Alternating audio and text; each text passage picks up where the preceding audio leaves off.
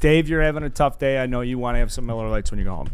Yeah, no shit. I want to have Miller Lights. It's a Miller Lite season. Not that winter isn't Miller Lite season, but as soon as you get kissed by that fresh spring air, you just want to crack a Miller You're so Lite. romantic for this time of year. Well, why wouldn't I be? Well, this is drinking season. It's drinking season. Yeah. More specifically, it's outdoor drinking season. That's just a little different. And when you can't drink outdoors, like we can't in the winter, it just means that much more to you. And you get that like you said, intimate feeling. But it is Miller Lite season. I'm Did you say that? building I a said grill romantic. tonight, You and said I intimate. couldn't possibly do it without a Miller Lite. There's certain things in life where you are doing them and you have to drink Miller Lite. Yeah, it's like okay, cooking a steak. Obviously, the second the flames go up, you're like, I'm obviously It's like Pavlov's dog. Yeah. Yeah. That's exactly what it is. finishing yard work before you hit your AC. Yep. Mm-hmm. That was always the best, like when you were like, if you're doing like a rider mower and you're just sipping on one too. Like that is, and all those days are right in front of us. Sounds like baseball is going to be back. We're going to have baseball Miller Lights. It's going to be great. It's going to be a great summer. I just got the spring chills talking drinking about this. season of Miller Lite. There's Just got nothing better. the little willies right there. Eddie's not here today, so I will play House Contrarian. You know, the only thing that stinks is you can't throw them on the back porch when it gets warm out. That is true. I do enjoy that too. And But, he would say that, and that's not a disrespect. That this is all gas, no breaks podcast. You know how we do things. Yep. Miller Lite, Dave. Where can people get it? Well, you can just go to MillerLite.com for one, but anywhere, any local liquor store, grocery store, you can get pretty much anywhere you can get a Miller Lite. And if you go to MillerLite.com/redline, Yep. you can find delivery options near you, so you don't even have to go to the store anymore. They're going to bring that Miller Lite right to you, right to your back deck, wherever you need it. You know, I have such a love-hate internet relationship. I can't even speak today because We're gonna get to it. But well, we will get to the hate part. This is one of the love parts. Do of it. you want me to go get you? You guys finish the ad read. I'm going to go get David beer right now. I would like one as well. Thank Okay. you. And just get an extra one just in case. Yeah, I might need to loosen up just a little bit for this Red Line Radio Just talk. in case I And enjoy the first one so much, it's always good. Dave, it's the malted barley that gives it the rich, balanced toffee note flavors and the golden color you know and love. And a clean finish means it's always refreshing and easy to drink. The right balance between taste and lightness means you get to spend more time drinking with friends and less time thinking about what you're drinking. I have had so much Miller Lite in my life that even reading this, I'm just so utterly impressed. It's like I've never had one. I've had, but I'm oh my God, this malted barley. Like I want to have this beer. I think it's from Superbad. They got that one line where he's like, "Oh, once it hits your lips, it's just." No, it's old school. Old school, right? Old school. Yes. Once it touches your lips, it's so Thank you good. It's so just much. so good. Frank the once, Tank. Yeah, it's Frank the Tank. Once a Miller Lite, here, right here. Yeah. Remember we had that one That's such a great podcast where song. we just drank beer the whole time, Dave?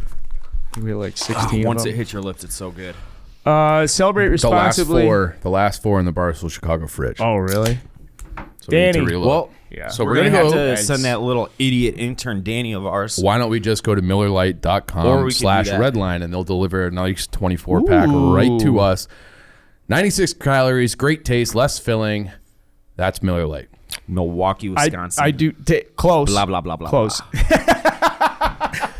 That's so funny because it literally says at the bottom, I know you don't have it up. It says mandatory disclaimer in large, bold lettering. And we know is like our title sponsor and the industry that they're in, they're just like heavily regulated with their ad dollars. So we're going to give our guys justice here. Okay. But that was a good done. Celebrate responsibly. Yeah. Miller Brewing Company, Milwaukee, Wisconsin. 96 calories and only 3.2 carbs per 12 ounces. It doesn't Basically get a better health than that. shake. Probably can't say that either. Probably but not. they're No, that was obviously a joke. It is alcohol. You have to consume it responsibly. That was me putting a play on words. Miller Lite is the best beer on planet Earth. And good morning, good afternoon, and good evening, Chicago sports fans. This is White Sox Dave. This is Barstool Carl. Yeah. What are you doing? From the snake draft where he was like, I don't need Roman. Well, he was trying to make like a two-pump Like joke. you're a joke at me. virgin. Yeah. Yeah. Yeah. No, like you sling it. You You know what you're doing. That was a great moment. I know and my I'm way glad we around, kept it in the podcast. me That happens too. quite A frequently box. when Dave will like stop and look at our producer and be like, "Hey Tom, maybe take that out." And Eddie, I think, has never granted one of those. You would have a better luck getting Joe West to overturn a call. At home plate. Eddie called me an argument guy the other day, and Eddie says that without realizing that he's the argument guy because he will say something. And if he doesn't get his way, he always has to have his way no matter what it is. Well, Eddie's not 1,000% here to of the defend time. himself. That's tough, yeah, because I would love to have this conversation when Eddie was here, Yeah. but I don't like it when Eddie's out. Dave. So I don't like it when Eddie's out either. Can you Eddie temper, Eddie can and I you had a temper little your moment takes? yesterday. We, Well, you guys should not be left alone together. And I actually think the only person you can be left alone with is Chief. yeah, because And him me, and if I there's know, like baseball on, we have something to distract ourselves. Chief and I but know when to like shut the fuck up and just leave each other alone for the most part. You and Ed we're can good at really that. go. Dave? yeah, but they no. love each other too. No, Ed, like so I watched the Portnoy clip. He called me, was that the Portnoy show? It was whatever it was. He called me an argument guy, but like he doesn't realize I'm only arguing because he has zero give. Like if we're going to get to the CBA negotiations and everything in a few minutes, but like there's zero give. If I want to do something and he says no, and I'm emphatically yes about something, or the other way around, emphatically no, and he's emphatically yes, he does not budge an inch. And that's what makes me argue with them is because he doesn't realize that there has to be give and take when you're working in a small office on top of each other like this. So that's why I got a little pissed at that clip. He's like, you're an argument. I'm like, you are too. You are too. And that's but it is what it is. And As someone who deals with both of you guys, I would say that maybe your tactics with each other could be tweaked because we did reach a little in that conversation we reached a little middle ground, and I think it's going to make for a healthier work environment for the both of us. Were you here, Tom? Yeah. You were not here. I know. It wasn't an argument. No, but it was just like a discussion. yeah, it School was scenes? discussion. I was filming it, and then like Dave took it to like an actual real meeting with Eddie, and I just walked out. Oh. Yeah. Well, good on you. But then. I wasn't fucking good on you. I like wasn't that shit. like pissed I like or a anything, fucking but closed door I was face-to-face. trying to explain my side. I was like, Yeah. Ed, I'm like, and I gave him example after example where I'm like, Ed, I actively avoid confrontation to keep things on an even keel. How does that? If I'm an argument guy, that would mean I go out of my way to argue. I go out of my way for confrontation, and I listed off like 5 examples where I just like it. I give him the ball. I'm like, know what? It's yours. I don't want to argue. I just stop responding or stop talking. I actively avoid argument. I think he's talking more about like you guys been arguing about hot dogs for 2.5 years. It's more stuff like He won't admit he's wrong there, and he is wrong, and I will take that. See now, fucking great. this is like the perfect example. If he was here, he'd be like, "That's what do you mean? Like Yeah. that's exactly it, Dave. Yes. Like do you before we move on from this, I would ask you to like, is there any room for you to give a little bit? We say it's give and take. Like But that's what I'm saying, I like- do agree that you avoid more conflict than people probably fucking realize. I gave him examples where I gave him 100% of it. Like I didn't get anything my way, and I'm like here's another one. So, for instance, we were invited to the Red Bull Flutag. Is that how you pronounce it? Flutag? Something like that, Flutag. In Milwaukee. So some lady reached out to me yesterday. I got the same email. And I've been talking back, and that's obviously a very fun. Everybody knows what it is. It's on TV. Blah blah blah blah blah. I think they did. Why am I saying blah blah? I don't know, but Because you are in a mood, and I want to. There's some other stuff Yeah. that I just want to make sure you're all right. Like you're. Yeah, It's we're not good. just that anything. Like you're worked up. I know the rug under The your CBA chair is is bugging getting you, to the him. CBA. You got to build a grill. You got your brother's got a flight. A lot of Moves. stuff going on. Yeah. Yeah, it's Don't let it get it's to a you. lot of stuff, and it's 90% of me being hungover right now, and Well, you should have started. Snitch You should have led shaggers. with that, Dave. Yeah. are fucking cunts. That would have been if you told me that up front. That would have been very Like helpful. I woke up around 7 today, and the first tweet I saw was you being like, "We got one, Dave," and I was like, "Got one? What was he talking about?" I scroll up, and this fucking cunt. Oh, I I've got this little bit now where like if I eat bad, I shouldn't say bit, but like I'll eat non-traditional breakfast foods. Most recently, this morning I had a Costco cheese pizza, and it's just a funny thing because Eddie gets Yeah, bewildered. cheeseburgers. Yeah, he's just yeah. bewildered. And you know, and I don't know, I'm like 2 steps removed from like just getting independence as like a 18-year-old. All right, everybody take it easy. You're a free thinker. You're not going to conform to. You don't have to have eggs for breakfast. How about this? $12.99 for a box of 4 Costco cheese pizzas. Like Tom, Hey, how about this? Just live and let live, you know? Thank you. go to the Barstool fact, Sports store for that T-shirt. Be the first person to buy that T-shirt. Yeah. I asked Allison How this many have morning sold? how many 0. sold, and she's like, guess. I'm like, we guess 8. Yeah, She I mean, goes, I put this shirt 0. on as 0. Yeah. 0 people have bought this shirt. And I want it on record because if this gets to it, I put that shirt on sale pretty much like if we sell them, whatever. As a joke. As a joke. Yeah. And I knew we weren't going to sell hardly any, if any, but 0, that's going to, I'm sure It's it'll make pretty it. tough. It's tough to put it. It's tough I might to have put to go something like on, put a bulk order in just to avoid getting called out by Portnoy. like the White Sox Dave loyalists. Usually there's enough there for someone to yeah, show I up for mean, a couple. we need Like all- I remember when you Nobody. put the Barada Gang, Nobody. you sold like 50 or something. Yeah, Barada like, Gang. right off the bat. Yeah. Barada Gang sold. I think maybe we need to get all the. What if somebody? They're all going on a what- cruise together. What if, Dave, if someone buys one of those, can they get off the ban list? Yes. Wow. Okay. You can. Okay. So you just have to. Come on, juice that up. You're too easy here. Give him a couple. How many? That is a very, very. That'd be me being generous. Yeah. But it'd be a step in the right direction. We'll call it that.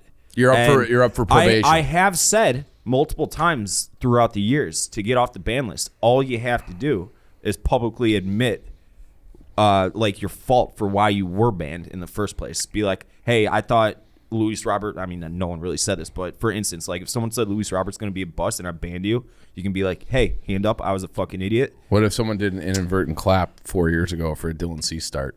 Inadvertent my fucking ball sack. All right. Inadvertent my ball sack. I'm gonna walk it back for a second. This is amazing. show's already this off is the rails. amazing. Yeah. I sent a picture of a pizza at Eddie today. I tagged him in it, and a guy. This is staying on the snake draft, and a guy replied to the picture of the pizza and tagged Portnoy, and was Because like, it wasn't a one bite. It was like, pizza. oh, does that look like a 1-bite pizza? What an Question mark. asshole. And then Dave. I mean, I'm still going at it with this. I Fucking guy. will not. tagged Dave. I tagged Dave as a joke. Like found one because Dave drafted Snitch taggers. snitch Yeah. taggers in the snake draft, and I think there was an element of like, It's so in our but people- hold on a second. Yeah. You did defend it already and explain it, but it happened today. I was like, oh my god, this is amazing. Like someone just every time I get snitch tagged now, so I just tagged White Sox Dave. I was like, hey Dave, found one, and. That was hours ago, and Dave is still and it's going at 1 it with this o'clock guy. in the afternoon right now. And this was at like 7, probably closer to 8 a.m. today. So it's going on for 5 hours now. But like, But you're not an argument guy? if this is the kind of argument that you want, like I will dig my heels in and I'll go until you just stop. See, like, now that's I what will Eddie win. means when he says you're an argument guy. If that's what he means, fine. yeah, but- like you dig your heels in. You But are just as I hate unrelenting. cunt bag moves like that. This is so. It was probably a poor draft pick for the snake draft because most people, 99% of people on Earth, don't do what we do. Like our jobs are social media, more or less. You know, this is what I would equate it to: the office email where you CC the boss, so you know they see it, and it's like that's that version of a snitch tag, you know, in corporate America. Well, and that's just replying a- all to is a douchebag move. I think. That's it. I'm surprised. So I've got the thread up now. How many snitch taggers? Like, it's not just one guy. We got fucking this guy. We got a guy named Turtle Boy getting in there. Like, Kendrick Lavar. Like, all of these Yeah, people. and There's like a bunch of people who are like being assholes. So Well, I'm like Sounds the hard, like the internet, right? That Twitter is becoming. It just everyone's becoming meaner and meaner. As we it's go. the, It really people are is. fucking assholes. Yeah. And And no someone one's. pulls- It's not as funny either. and used to be it's funnier. a pretty well-known fact if you live in Chicago that Walmart for some reason isn't that. They're hard to prevalent. find, yeah. Yeah. So And they're not real Walmart supercenters like they're like the they're corner like stores. they're yeah. basically Walgreens. Yes. Like they're like convenience stores Right. basically. So I'm like and they're hardly ever even Walmart. So someone brings up a map, of course, of all the fucking Chicagoland Walmarts, and they go all the way down to Tinley and all the way up to like Gurney and shit. It's like, who on the fucking in their right mind if it's our frozen pizza or Dave Portnoy's frozen pizza or not, is going to go out of their way for not even 45 minutes, which is what most of these stores are for me. Right. Who's going out of their way for 1 minute for a frozen pizza? Nobody on earth is. They might as well sell it next to the candy in the grocery store. It's like an impulse buy. Yes. Like you're just going down the aisle and you're like, yeah, that's tonight. Yep, exactly. It's like a... Or if you're Carl, that's tomorrow for breakfast. Well, I mean, I pre-planned. I was at Costco, $12.99, box of 4. Again, no free ads here, guys. I will say that was a poor bake, man. You need to leave those bad boys in for like another 2 minutes. Listen, it wasn't great. It was early. It's a breakfast pizza. You'll get them next time. That's fine. Oh, nice thing, Spin Zone, is when you do a bad bake on a frozen pie early in the morning like that, opportunity to redeem yourself throughout the course of the day. I'm not going to sleep a failure. I'm waking up with an opportunity to redeem myself. That is very eloquently put. You know, you can also do sometimes is just flip it to broiler at the end, so you crisp up that cheese a little bit. Oh, I always add. That's to why it that too. option's there. Yeah. So I'll add Italian seasoning, garlic powder. I'll put giardiniera on it. You're a little bit of a fancy boy with stuff like this. I eat frozen pizza maybe twice a year, and it's always when I'm like fucking dog ass tired or whatever. And like you said, I see it. I'm like, yep, there's dinner tonight. Yep. You know, super cheap, quick, disgustingly bad for you with preservatives and shit, and you just don't care. At that I point. went through this thing where I'm like, I know what I'm going to do to be healthy. I'm going to start getting those cauliflower crusts. Even those aren't good. Jesus, dude. They're not. And I just load it up with all the fucking like a pound of cheese, I've and done it's it. just like you can make a good pizza that way. You can. Like I mean, But like I did it to be healthier, and it's like it's not healthy. What chapter of the self-help book is that in? half I mean, half what? a percent. Cauliflower? Cauliflowers. I love cauliflower. I know, but like as a solution? Not just like in a little delicacy? I mean, I think cauliflower is like a solution. Like Is that a everything. trend? Like Cauliflower's huge now. Cauliflower's everywhere. Yeah, have you ever Cauliflower had like rice. fried cauliflower? Cauliflower rice is great. That's like a popular I think we're talking about health trends here. you ever Dave. been to Mott Street on Ashland restaurant? What is that with? Because I heard that place is awesome. I've never It's been there. awesome. I was there like last Friday, I heard the burgers are like outstanding. but you can only get them at the bar. You have to We're sit talking at the about bar. cauliflower? But they have these little like buffalo cauliflower bites that They are have those at fucking Toomington. Now, by why you. if you put buffalo in front of anything, I want it. Now I There you just go. want it. See ya at Mott Street later. How is it cauliflower going though? We're just don't let me derail you from your. I think if you bought into cauliflower stock in 2014, you're rich. That's what I think. So it's like Bitcoin or something? Yeah. Remember like, when you had me buy Bitcoin in like 2016? Yeah. And then I was poor, so I sold it a month later. How much did we get for that, by the way? Because you're like, hey, buy $400 worth of Bitcoin.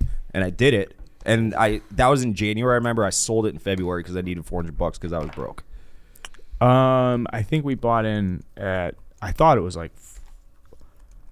I don't know. It was. I thought it was like $500 a share or something. Yeah, it was Or like I $500 would have for almost had a Bitcoin or something. fucking Bitcoin. I remember doing. Well, the that's math, like one of those things. If I had money, yeah. I didn't have money. Like Yeah. who has? I don't. People who have money in their 20s and stuff. When you're like, you just started living alone and you like go out all the time. I don't know anybody who had. I don't know how people do that. I didn't should have say. money until. I'm not talking like money, but like. I'm at the point where I can do whatever I want. And I don't really consider money like, oh, fuck, like I can't do that because I'm too broke. Like, I didn't have that until I was like 28, probably. 28, I would say. Dave, when did you buy? January of 2016? When was that? I think it would have been closer to March of 2017. But what was it in January 2016? Like $325. Would have been worth boy. 50 grand. Yeah. I thought ours was closer to give like us 1,000 or maybe. March was like of 2017 was like 1,200, Yeah, okay. 1,300. So I'd Yeah. have like 17 grand right now. And that's one of those things where like I was working with a guy who's old, like I don't know if he was a boss or something, but it was like if you got money, I didn't, he did. And he was like, yeah, I'm loading up on Bitcoin. And everybody was talking about it. When I Yeah, worked it was with like the sales rage, guys and yeah. you wore a suit and you went and you drank coffee and you went on fucking meetings and stuff. And they'd be like, did you guys hear about this Bitcoin stuff? I didn't have any money. I mean, like Yeah. not nearly enough to. To But I went the beak a little bit, and then Yeah. that same thing as you. I ended up probably selling it in the summertime to pay for a bar tab. Or Yeah, just exactly. being Yeah, as yeah. irresponsible as possible. Right. Like, way to Not go, thinking Carl. ahead a few years when it would have been like that would have been like fucking I feel closing like costs for me. I want to start I don't know how to do it, but I want to start a financial services like firm where it's effectively acts as a time capsule.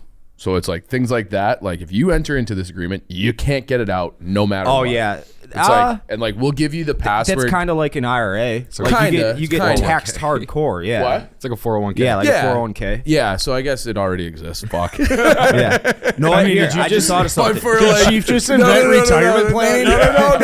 No. But this is for like just invented for like life highly speculative things like Bitcoin. Like Bitcoin. Yeah. So like highly speculative things where it's just- like you're putting your money in, you cannot even forget you even have it for 5 years. I got $1 million idea. good idea. Are you guys in? I want to hear if you're in before I tell you what it is. See, I've been wanting to do this as a regular segment for years now. Yes, I'm in, Dave. I've been wanting to do regular segments. All right, I don't even care what they are. So it's a good point. Chief's like, if anybody has anything, to not Let's go do it. on too far of a tangent, I have hated the American education systems for as long as I can remember. And I think that the way we teach about money sucks. Yeah. Because it's like, hey, go to college, take out a fucking mountain of debt, graduate college, probably not use your degree, go and accrue more debt, buy cars, buy houses, blah, blah, blah. It's the opposite of what I think we should be teaching. What if we start classes where we're the teachers teaching people what not to do for money?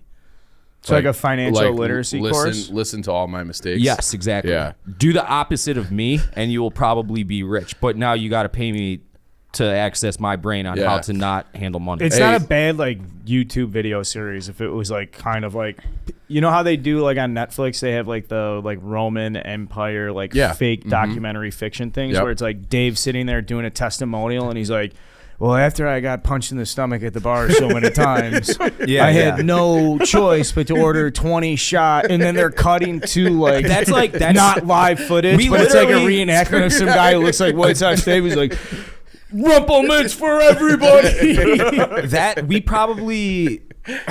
I probably had to buy like 8 shots for that. Yeah. Because we were going shot. We were like, all right, we're going to take a shot after every punch. like, and whoever taps out first.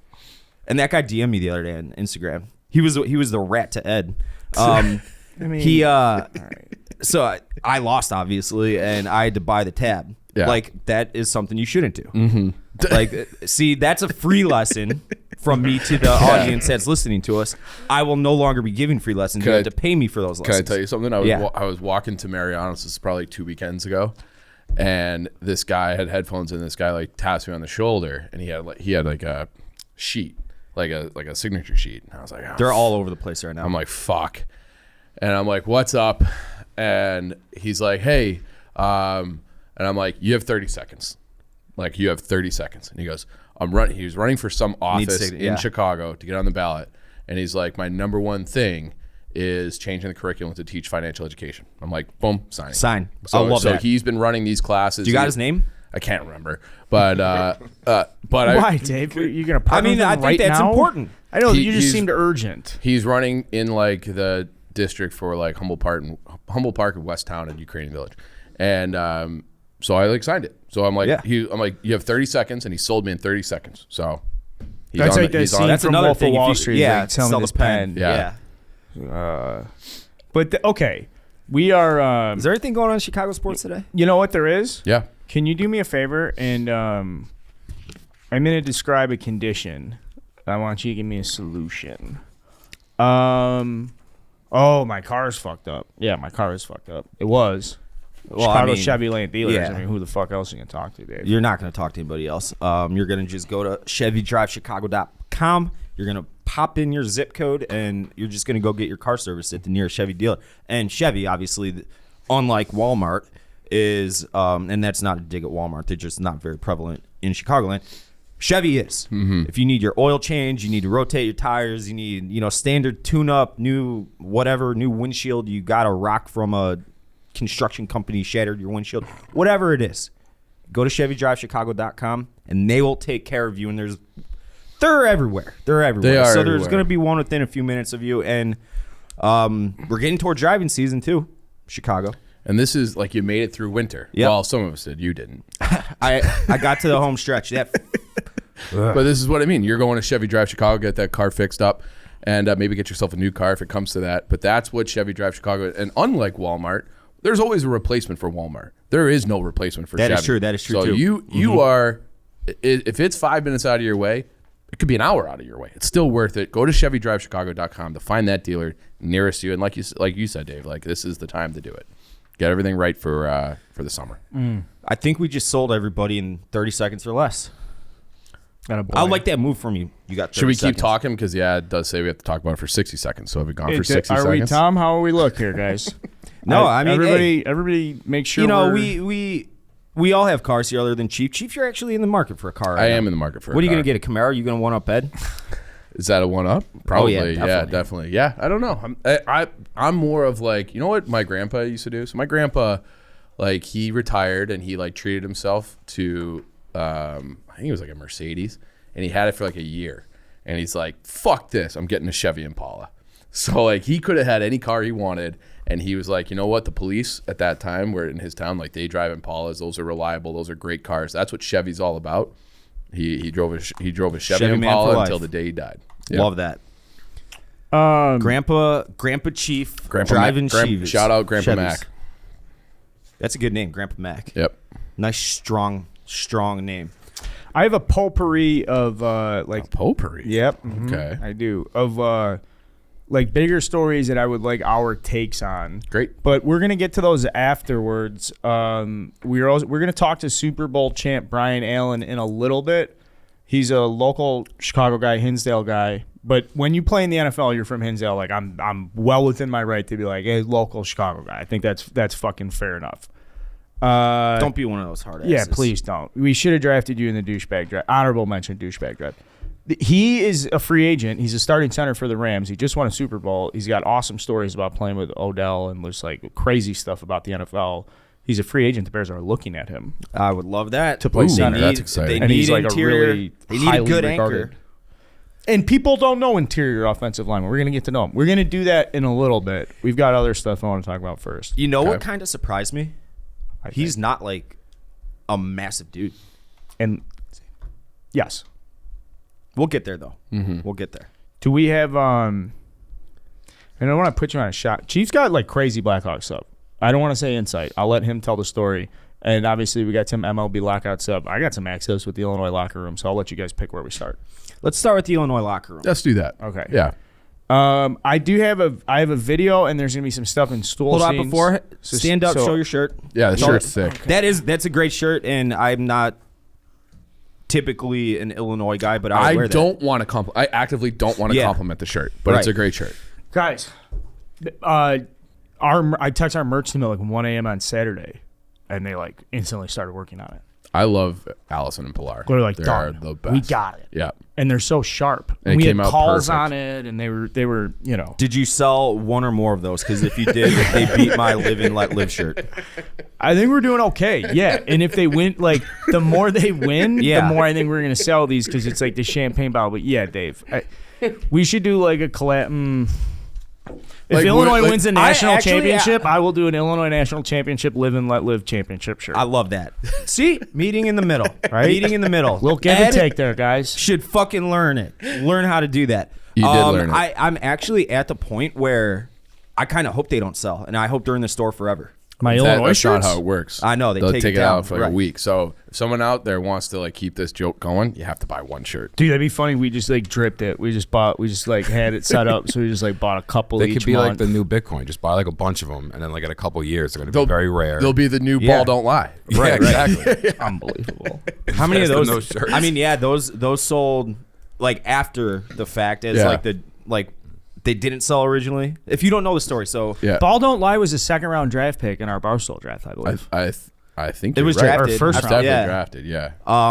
But what year is this? Probably 08? It was whenever Rasheed Wallace got traded to the Celtics. Yeah, and I forget the exact It must situation. have. I but think it was because they won the championship in 07 or 08, and They Wallace played the Bulls that year in the first round, and the Bulls gave them hell, and that was like the big. No, three. I think that was the next. I think Was it that the was the next year they year? lost to the Magic or Lakers or somebody. But yeah, like they got Sheed, and Prez thought he was going to sell a gazillion Ball Don't Lie shirts. sold 12 or whatever it was, so it became he, a like, big running joke. Right. So, but back then you had to like pre-order like Right, 1,000. yeah. and he's like, I thought he "Race." was using it to like pay for Barstool New York too. No, am I wrong? It was So like, KFC was out of money then. Yeah. Like, sorry, KFC, we Hey, kind of got an dude. accounting problem. But and the t-shirt, like the design, like it objectively sucked. It was like a word art, like basketball. It was like, But that's what all the horrible. shirts were like back then. And so it became a running joke, like free ball don't lie shirt, because he just had like mountains of these things just sitting there because nobody bought them because they were so bad. And then they, like years after the fact, they like re-put them on sale and they sold like hotcakes because everybody loved the joke that they didn't originally. So I would love it if it got to that point. Would be great. That's a Live and Let Live. That's our second segment on Live and Let Live shirt. And we're going to do another if you think we're not. I swear to fucking God, we're coming back. Also, speaking of merch, these hot dog hats are fire. Can we get a zoom in, Tom? I hate to do shit like that to you. No, I did one for the other shirt. Okay. We got just keep that on cheap for like the next 6 minutes here. Now I feel fat. I had a lot of hot dogs last night. Did you? I had one. I had 3. Well, you're in the suite. Yeah. Let's just do Blackhawks now. Okay. All right, you're in the suite. Mm-hmm. This was your first Blackhawks game in a while? Second, I went to the game like at the end of February, like February 24th or something like that. They played the Blues. They had no goals. They lost 4-0 Sunday afternoon. So, and then I went last night, and it was a bukkake of goals. Like goals would just not stop coming. Double entendre. And it was a party. It was a party in the UC. Felt like 15. And it was 5-0 after the first, and they looked great. And it was like beautiful hockey. It was beautiful hockey. It wasn't like none of the goals are cheap. They're all like fucking snipes. Great plays in transition. It was the first time where I'm like, this is fun. And You're stuck on bukkake? Yeah. I don't think I am as much as the man I'm looking across right now. Dave looks I'm like he just appalled. walked in on like his like a bukkake. I walked in on a bukkake. Like, what is going on in here? What are y'all doing in here? Like, that was vile. You're a fucking sicko. Foul boy? You're foul. It was What is they just wrong he with goes you? it was a bukkake and they just kept coming. Like, coming. That's why I said it that way. That was... That's back in the boss Fucked talk. up. That's some Locker heavy room stuff. talk, boys. I like it. Right? You just say that no one coach over here is that one. Who said that? Yeah. Okay, so 8-3. So you guys have this. You this year are up aggregate 8-7. Yes. Yes. All right. Yeah, we're in the win Chiefs column. got a plus one, We are in plus the minus. We are Most in hockey the guys win column, love for that sure. statistic. Yep. All right. Let's get into it. I mean, we've been documenting front office changes. We've been talking about a lot of stuff. You've been out in front of a lot of these things. Yeah. And so let's just keep it rolling. Obviously, Davidson and now it's getting a little bit of that. And I think I'll let you. So he removed a guy that we had on the podcast in 2020 maybe, Mark Kelly, who had run the draft for years and years and years and had some big time hits, and then had some. He had a rough stretch, and there are some. I don't want to get too much into it, but he had some things in his personal life that probably made the job very difficult for him, completely out of his control. So I love Mark Kelly. Appreciate his time here. The other guy, Ryan Stewart's I'm so glad he's gone. He was worthless. But now it's like Kyle Davidson's starting to build the type of organization that they need to build. So right, like when Theo came in, or like I don't know, maybe just different, but I feel like I can relate to when Theo came in and. That was like a big GM overhaul. I'm like, yeah, you got to get rid of your guys, and then like it's kind of fun and interesting to see like, all right, well now who are these guys? Like who are the analytical or whatever? Sorry. Right. So there's one guy that they're gonna get rid of. His days are numbered, but they're gonna be able to redo the whole analytics department. Danny Wirtz and Jamie Faulkner, like once they made the decision that it's Davidson, completely hands off. Love and that. That's what you want. You want your hockey people to run your hockey org. So they turned over all the stones. All roads led back to Kyle Davidson. And now they're just like, here you go. You got the keys to the kingdom. Do whatever you Must need. be fucking nice. You got all the money that you need. You can do whatever you want. And so he got rid of 2 guys and a few others, but 2 like names that hockey fan or Blackhawks fans would know. And then he went out and got Norm Maciver back from Seattle. So the 2 big voices of dissent during the Stan Bowman regime were Norm Maciver, and then under his wing was Kyle Davidson. And so we had, Stan basically demoted Norm, even though everybody says Norm Maciver was the smartest guy in the organization for a decade. Demoted him because he was like, I don't think we should trade Hjalmarsson. I don't think we should trade Panarin. I don't think we should draft this player. And then so Stan got tired of hearing it and then realizing after the fact that he's a threat. That guy was right. So they demoted him and promoted Kyle Davidson and promoted this other guy, Ryan Stewart, who got the whack and from Davidson. And then Davidson's like first big move calls up Norm. Why don't you come back and be the associate GM? Norm gets on the first flight See back. you later. So love that. Now, so he's going to be able to build the exact type of organization that he wants.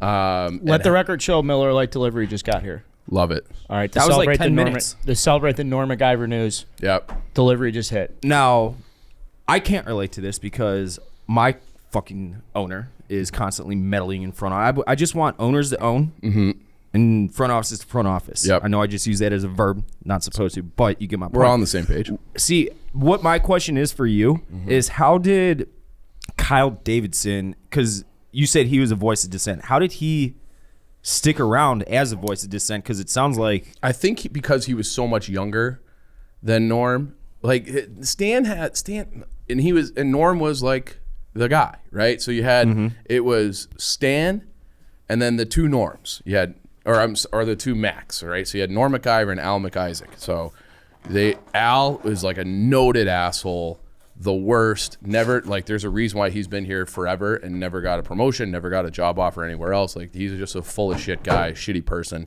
by all accounts. I've only met him the one time, but it's just like that. So like, and they would just say, "Hey Stan, like great job." I got told a funny story last night. I put it in the blog today about like the culture that McDonough created. Was that they were in the hallway one time, and John McDonough stopped Corey Crawford, and he didn't like the way that Corey Crawford like addressed him. So then John McDonough like held a meeting. He's like, "We have to start Blackhawks University. We have to teach these guys how to be professionals, how to speak, how to talk to management, how to talk to the media." And everyone's like looking around like, "What the fuck is he talking about?" But because it's McDonough, you had to be like, "That's a great idea, John." Otherwise, you're fucking like on the outs. So if you didn't say whatever John McDonough said, So he politicked around a little bit. It did what he needed to do. with Kyle, I don't Yeah. know that specifically with that, but because he was kind of a low man, right? So he was not like in a lot of meetings necessarily with John McDonough. You just kind of keep your head down. But if John McDonough says something to you, or Stan says something to you, because that was the culture that was fostered, and you disagree, you get frozen out. So like I remember hearing, this is like in 2016 or 17, like a long time ago, being like, Norm put this whole fucking thing together about detailing out like where the money needs to be spent in order for the team to get good. They had like the lowest production from the center ice position of any team in the league, even when they were good in like 17 when they won the Eastern Conference. And then Stan would take his, all this work that he spent like weeks doing, basically stick it in a drawer, like fuck off. Like, I'm not listening to anything you say. Where Kyle, I've been told about Kyle Davidson, a guy I'm like desperately trying to like back channel a meeting or an interview or something, but he's like a no ego guy. So he'll take in information and parse through it. He'll question it, make you stand. Which is great, yeah. Right. But it's Is like, this any of this though? I feel like you're on like you're on like the first date with this girl and you're like, she's laughing at my joke, she's funny. Is there any part of this where like what do they call that? Honeymoon phase or something? No, but this is like, like if you hear from someone who's close and they're like, he's an all bullshit guy, he's fucking right. I'm not all basing this stuff. off of like the town hall or the press conference. Like, this is people that have worked with him for a decade, and it's like they're telling me these things, and people who know him from other stops, and people who are on other teams that deal with him, and they scout the same. Like, everybody, I keep waiting because he's a young guy, so you would think that if you're talking to a guy who's been in hockey and he's in his 50s, that he might be like, this kid, fuck him. Like, I've been grinding, I know more than him, and like be a little bit bitter and say something negative about Kyle. Nobody has anything negative to say at all, which I've never seen that. That's difficult, yeah. Yeah. So I am optimistic, and like maybe it is like the glow of last night's game is still on me, but it's like, the glow, the fucking basking white the creamy euphoric, glow. yeah. So I'm getting to the point, like, I don't know how long it's going to take, and I don't know, like, I don't want like know how to define success, because I don't think they're anywhere close to a Stanley Cup, but there's enough reason to be like, okay, like, we're on the right path. And you can go to the UC like Dave and I did last night and have fun. Like, it was a good environment. It was great hockey. And And yeah, like that's what I've been missing. Like it feels like the organization, like obviously all the stuff with Beach in the fall, like took it to a different level, but it had been very bad, really. Yeah. Since they traded Panarin and Hjalmarsson, like things like went bad instantly, and they never got close. And they would, it was a disaster over there, and it made me angry to be there. I went there last night and I felt good about it. Like I was like, this team, they got a lot of warts and they're not going anywhere right now, but I like the direction of the organization. I like the leadership of the organization. I've been really impressed with Jamie Faulkner too. So I'm excited to see where the organization goes, and I have genuine hope for the first time in a long time that they're on the right path, and it makes me feel good. It makes me feel good to say that. And I don't know what the path is. The path might be a rebuild. It might be like let's try to be competitive for a few years. I don't know. I don't have any answers on that stuff, but I have some level of faith and trust in Davidson, and it feels good to have that. If you're Kyle Davidson, you're smart. I would just hear me out. Not take all the personnel off the table. Mm-hmm.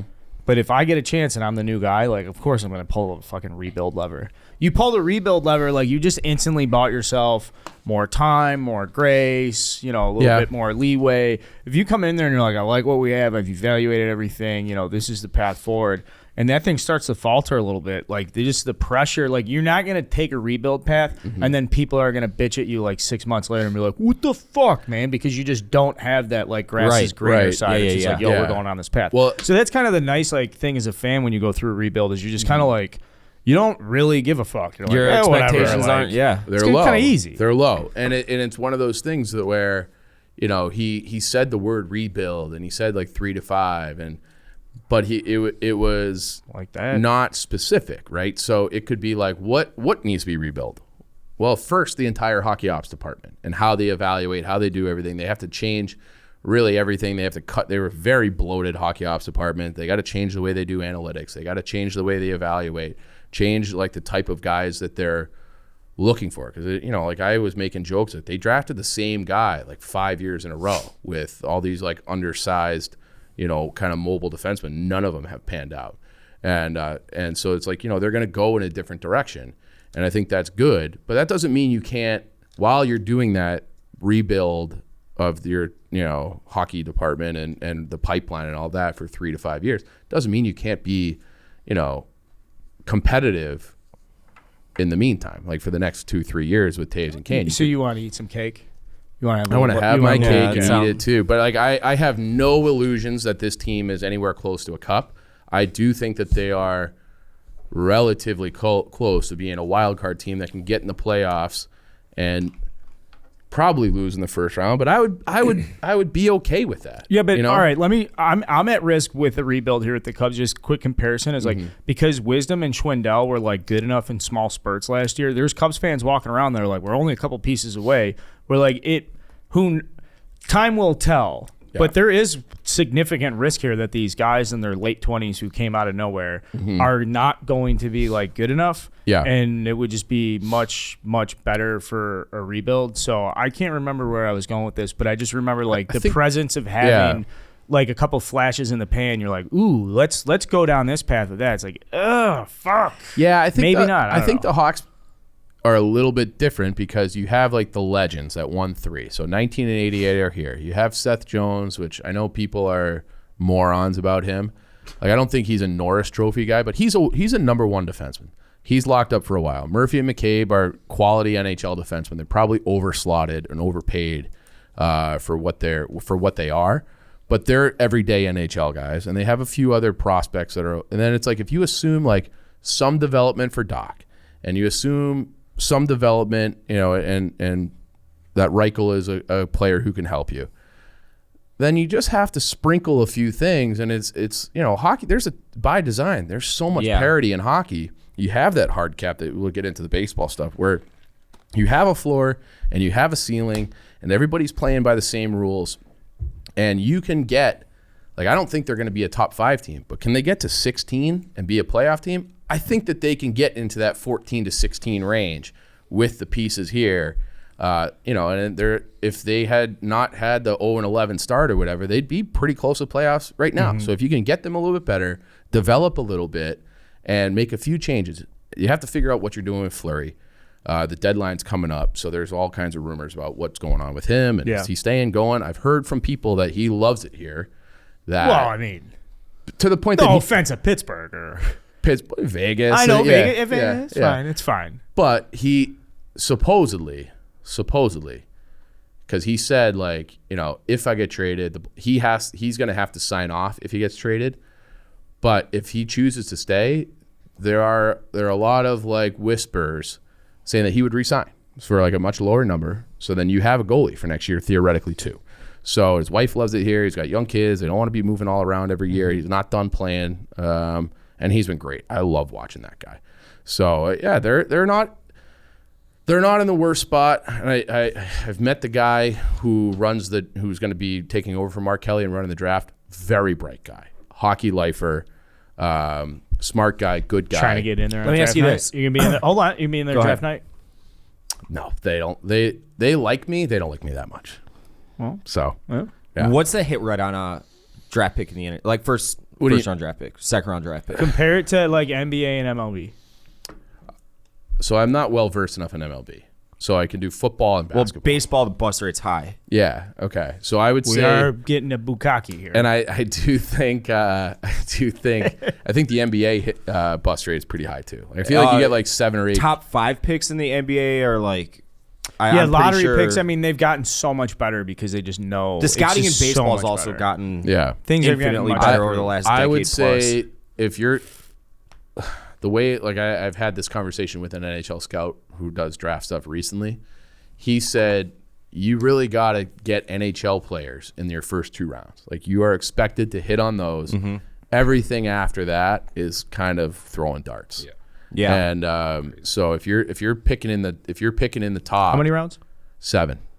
That's about what I would have guessed. Close NFL. I mean, if you 3rd and 4th, that's a little bit different because there's higher turnover. Yeah. So that's a big thing. I do feel like the NFL because you find like guards and like positions that you need that are like they're not super. Like you'll have a defensive end in the 2nd round who like I think everybody would realize is not as good of a player as the guard you take in the 4th, but the guard has a higher like chance of making the team. Like look at a guy like Alex Bars. Like he's like he's going to be a 4-year pro, undrafted, but he's just like a good solid NFL, backup swing guard. And like you don't really if you look at like you can go through draft classes on like Hockey DB or elite prospects and you get after the 2nd round from a draft like in 2015, you'll see like 1 or 2 guys per round that are still playing. I was going to say the same thing I did all the time. Yeah. Like just out of curiosity, you go back in time to drafts after the 2nd round. Even on Wikipedia, you start losing that highlight of like they highlight like the big names after the 2nd round. They're just no more highlights, no more names you've ever seen. Yeah, right. That like they don't even know where he is. Like, yeah. Like he might be dead for all we know. Yeah. So drafting ghosts. Yep. We like the new guy, but that it was good luck to the new guy. That was the first Hawks game I had been to. Okay, what did you throw your head on the ice? There was so many people were tagging me, being like, "Did you see Dave?" Like, I'm getting so Dylan Strome had a hat trick and probably about 10 points on the night. He was just he had a big night, fucking animal. Yeah, he had 4. And Kane had 6 as a career high. He's never had 6 points in a game. Dude, he like, you watch a quarterback who fits a ball into this 2-inch window, and you're like, how in the fuck is it possible? Because we're in a sweet center ice and we're looking like straight down on the ice, and you could see it from kind of a bird's eye view. He was making passes. I'm like, how do you see that? He passes the puck while moving as accurately as Greg Maddox standing on the mound. It's unbelievable. Patrick Kane is just he's unbelievable. Could he do the shoot the puck challenge? Fuck yeah, he could. And we are gonna do that. We are gonna do that. Waiting for I forgot about that. Fucking what's his face? DM me the other day. Connor McDavid. No, Chicago Frank, that fucking cunt. And he was like, "Oh, you haven't done this yet." I'm like, "Dude, I'm not on your fucking schedule. Shut the fuck up. I'm gonna do it. We got a lot going on around here, so I'm gonna do it when we can have more time and get in the rink and do all the things. And you're not involved, Frank, because you're a cunt, and that's the end of it. So, but we are gonna do that. And Patrick Kane, absolutely. And Patrick Kane will fuck it up. He was We're talking great passing cunts last and night. Bukakis tonight. Same.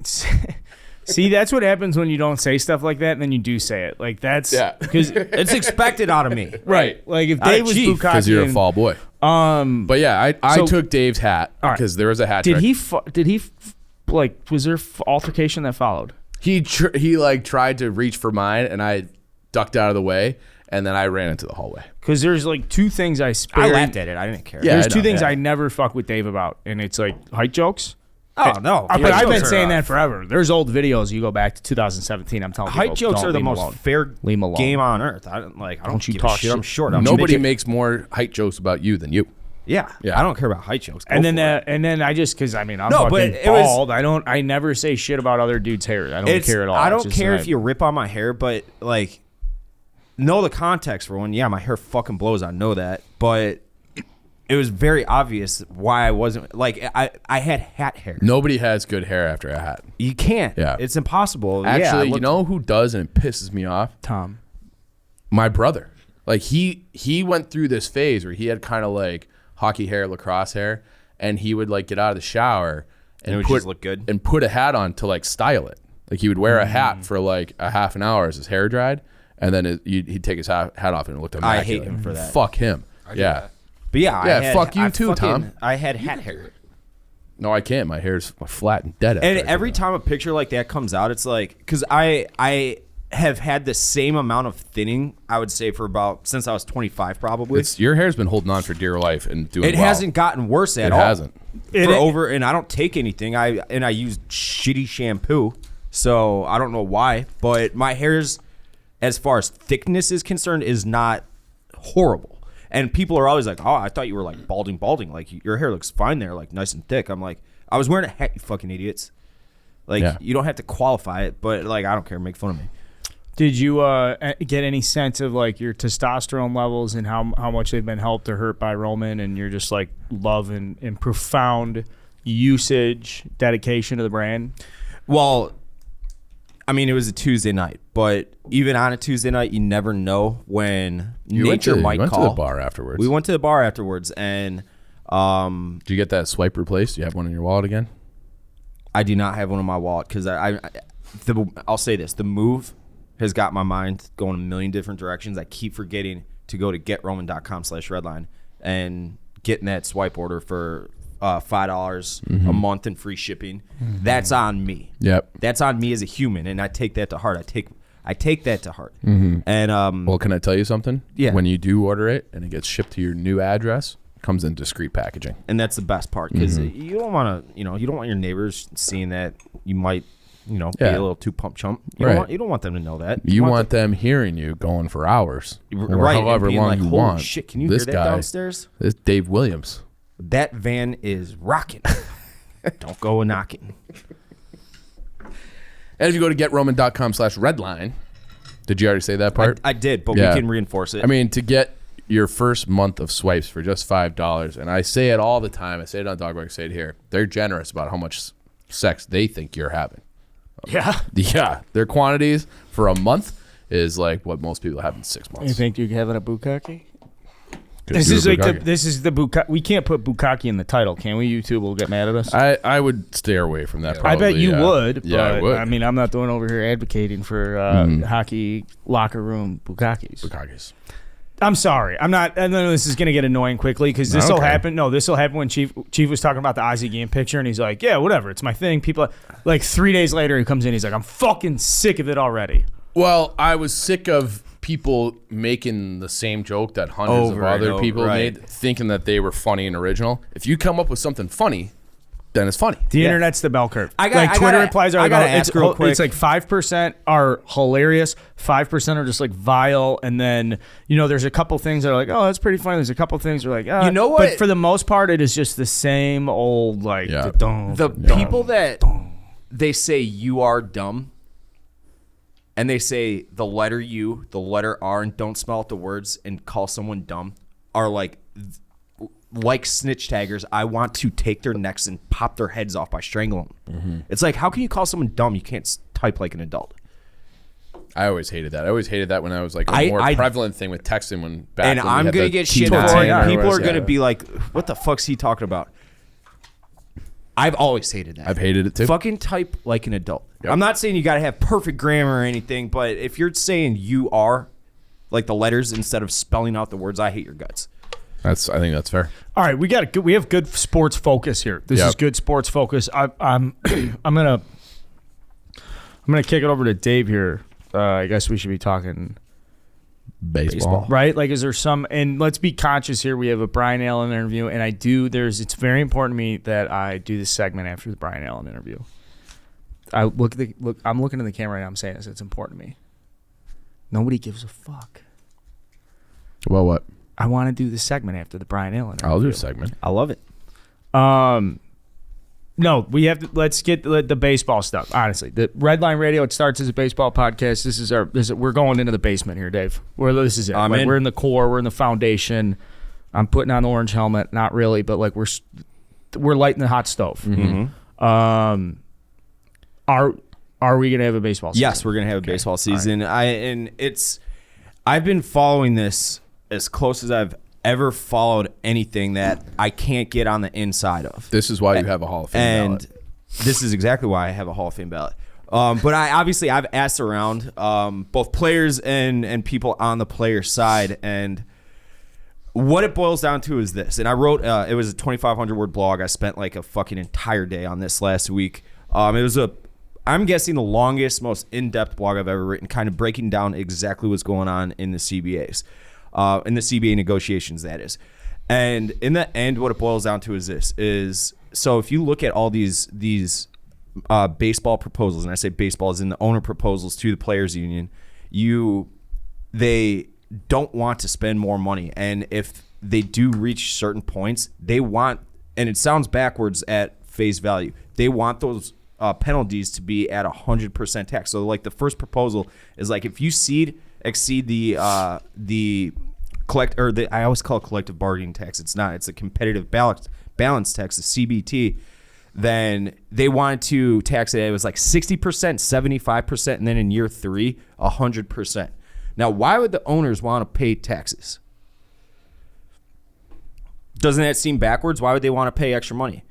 I think it's because net it keeps the total amount of money being spent down. Exactly. So that's never gonna fly for the players, but it's never gonna fly for owners that are willfully spending to make their teams better, like Stevie Cohen. So I had a long conversation with a friend last week, and I maybe said 10 words the whole thing. And I'm thinking about, as he's explaining this whole thing to me, and if you go back to 94 strike, I've said this before, I don't remember the 94 strike. I was just a little too young. I was 4, turning 5 years old that year when they went on strike. World Series canceled.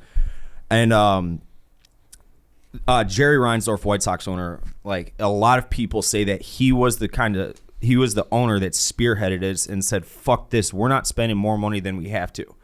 Go down the road. And when was it that Mark Cuban was looking to buy baseball teams? 2008, 9. Yeah, when the Zell family. Yeah, I think he tried to buy the Pirates before that. The Pirates, right. And Mark Cuban has got billions and billions of dollars. Yeah, they wouldn't let him in. They wouldn't let him in. Why is that? Because he would outspend them. He would outspend them, and he would fuck up their bottom lines. Mm-hmm. Steve Cohen, fast forward to him. They had 3. They named 3. It was Art Moreno of the Los Angeles Angels of Anaheim. The Rockies owner, I believe it was, and then I think it was the Reds owner.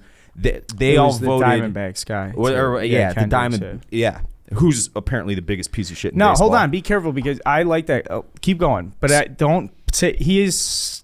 And then Jerry Reinsdorf said, "Fuck no, we're not letting Steve Cohen in because he's gonna fuck up our bottom line." So and this is something that really pisses me off about Ed because every time I say it, he thinks it's like some fucking funny joke. It's not. Union or the Major League Baseball owners don't disclose the revenue at all. They never do. They don't have to because they're private entities. They're not obligated to do so. And you see all this money coming in, $100 million. So 2 extra playoff teams, the 14 teams this year, has already been sold to ESPN, the TV rights for that, for $100 million. That sounds just low to me, but go ahead. But that's only it's for a handful of extra games. I know, but yeah, true. $100 million for a 14-team playoff field. And so then you got booths. There's more money coming in here. There's not that much transparency. It's a bigger pie. So much. So this is like the Braves are publicly owned, and they had some revenue stuff came out, and they talked about how profitable they were. But people are not. They hate them. They were the fucking World Series champs too. So I know this that's was part in of 2020. That was that article. No, it was 2021. They had an article come out in Fangraphs detailing what the Braves made in 2020. It was $105 million. That was their net revenue. Not like, and that's factoring in all costs, liabilities, assets, all that accounting 101 shit. So if the Atlanta Braves mid-market team is making that, every team is making money hand over fucking fist. And they won't disclose it, fine. But this is like, you see all these billion-dollar valuations and shit. It's impossible to buy a baseball team. And you see fucking assholes like what's David Sampson, who was with the Marlins and their kind of scandal. He's running his mouth on Twitter. A lot of baseball teams operate at a loss. There is no fucking way in hell a baseball team operates at a loss. Okay, but here's the thing: is like a lot of this language is very technical and specific. So if he says something like, "Well, they operate at a loss," they might have like some sort of like game day operations loss if you don't take in TV revenue. Like this is the problem with this stuff because someone will take a quote or they'll take an interview. That's and then they'll exactly be like, what they do. They say we lost $50 million last year just to make it an even number. We lost $50 million. No. You didn't lose $50 million. You didn't make $100 million. You made $50 million instead, and you're calling that a $50 million loss because you're not telling the truth, but you're not being honest. The Hawks used to do that, or you're not lying, but you're not telling the truth rather. So, but that also helps you like with your taxes and stuff too, where like you can declare losses. And here's the thing. A lot of these deals that Major League Baseball is sponsoring to bring in revenue, TV deals, stadium leasing deals. The White Sox got paid for as U.S. Cellular Field. I want to say it was $68 million. And U.S. Cellular wasn't even in Illinois anymore. Yeah. Like they are making so much fucking money, these organizations. And so you hear Rob Manfred the other day saying, we just offered a 33% increase in minimum wage. It's largest ever increase, and that was when they canceled games last week for the first week or two of the season or whatever it is. And it's like, okay, so if us three, we were integral parts at the start of Barstool, say our salaries are $100,000 to make it an even number, and Barstool makes they made $1 million that year. Fast forward 5 years down the road, Barstool is worth $100 million, and you are one of the main reasons why that Barstool is worth $100 million. And Eric Nardini, and this does not happen at Barstool, so don't take it as such. Eric Nardini comes up to us, says, hey, we're going to make your salary $130,000 now. That's a 30% raise. Like, you should be happy with that. And you're going to look and be like, yo, I just brought this company, like us four, including Ed, we are the reason why that people are coming to BarstoolSports.com. We're the reason. This is a hypothetical. It's a hypothetical as a reminder. I was going to say, we got to keep putting that in there because someone's going to clip this and just send it around. I'm not asking for $50 million of that $100 million. I want $250,000. Do you understand the concept, though, of like they don't, like in this hypothetical, we have no right to it, though. And that's how these people make these decisions. Like, we have no right. Even though in your hypothetical, sure, we're the guys that did this and blew it all up. But like the premise of like we have no right to it, and that's why you're fucked. And that's why like getting fucked is a thing. Like so many people are walking around like, I'm getting fucked. I do this. Like that is kind of like the structure of things, though. But that's not. People don't tune into baseball to watch the owners own. They tune into baseball to watch the players play. Sure, but the owners are assuming the risk. But like they could, like your whole thing, like when Jerry Reinsdorf bought the Sox for $20 million in 1981. It's worth billions now. Yeah, exactly. Yeah. If you knew then where even if there was even like a remote projection, it would head down that way. Jerry Reinsdorf ain't buying the White Sox for $20 million. He's the fucking price is through the roof. Do you like? But that's why you cut there's off. Like this entry point where a guy like Jerry got in, and then it exploded, and all these players have come and gone, and all these coaches, and all these GMs, and this and that, and blah blah blah.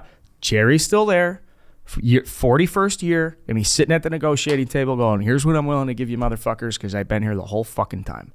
And that's the attitude at the highest level of the owners. I'm not. I'm saying this is. No, I know. That's I'm what saying they're like thinking. this I'm is joking with that. you. That's what's. That's when the owners are showing up.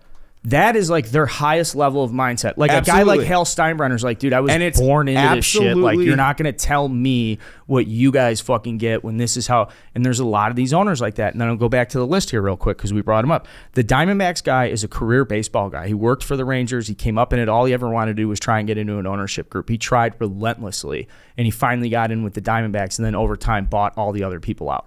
Like, if you could just say, like, what was your career path?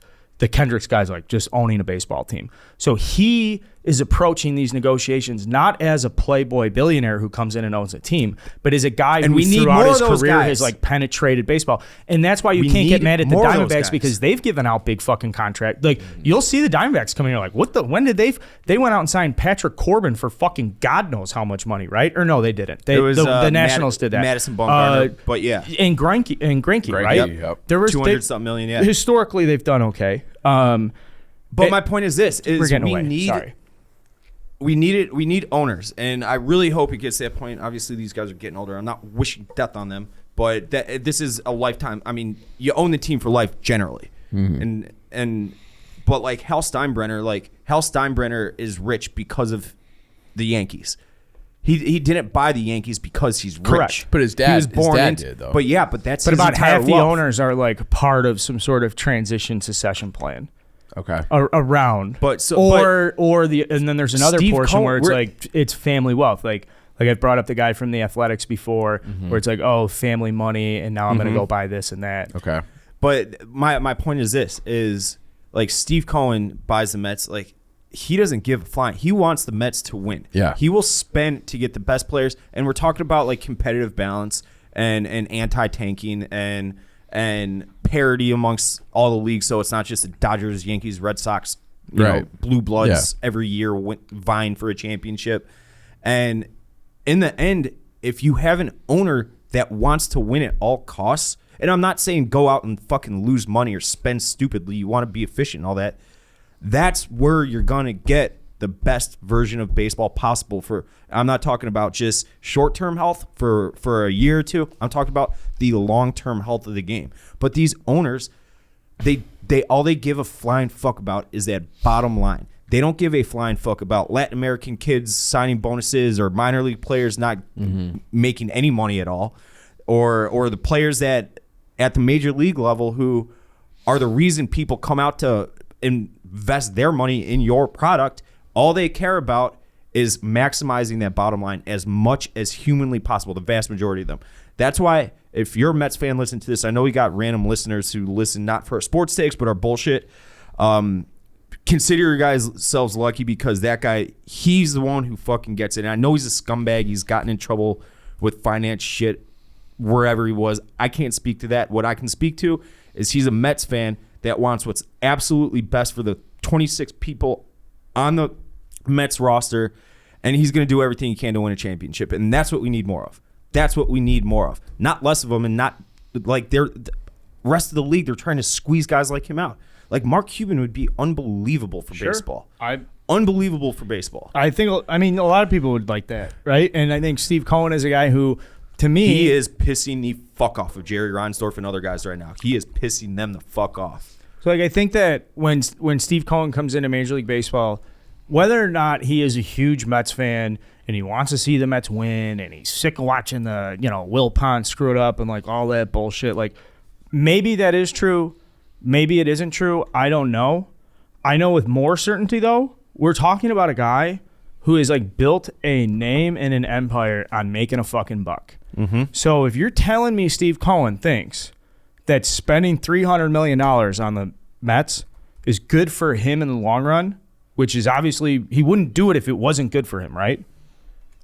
A guy like Steve Cohen's not going to just come in here and willy-nilly. Like, he made that money. He didn't inherit that money. He didn't just fucking accidentally get it. The guy made his fucking money. Again, I don't know what his SEC violations are, whatever.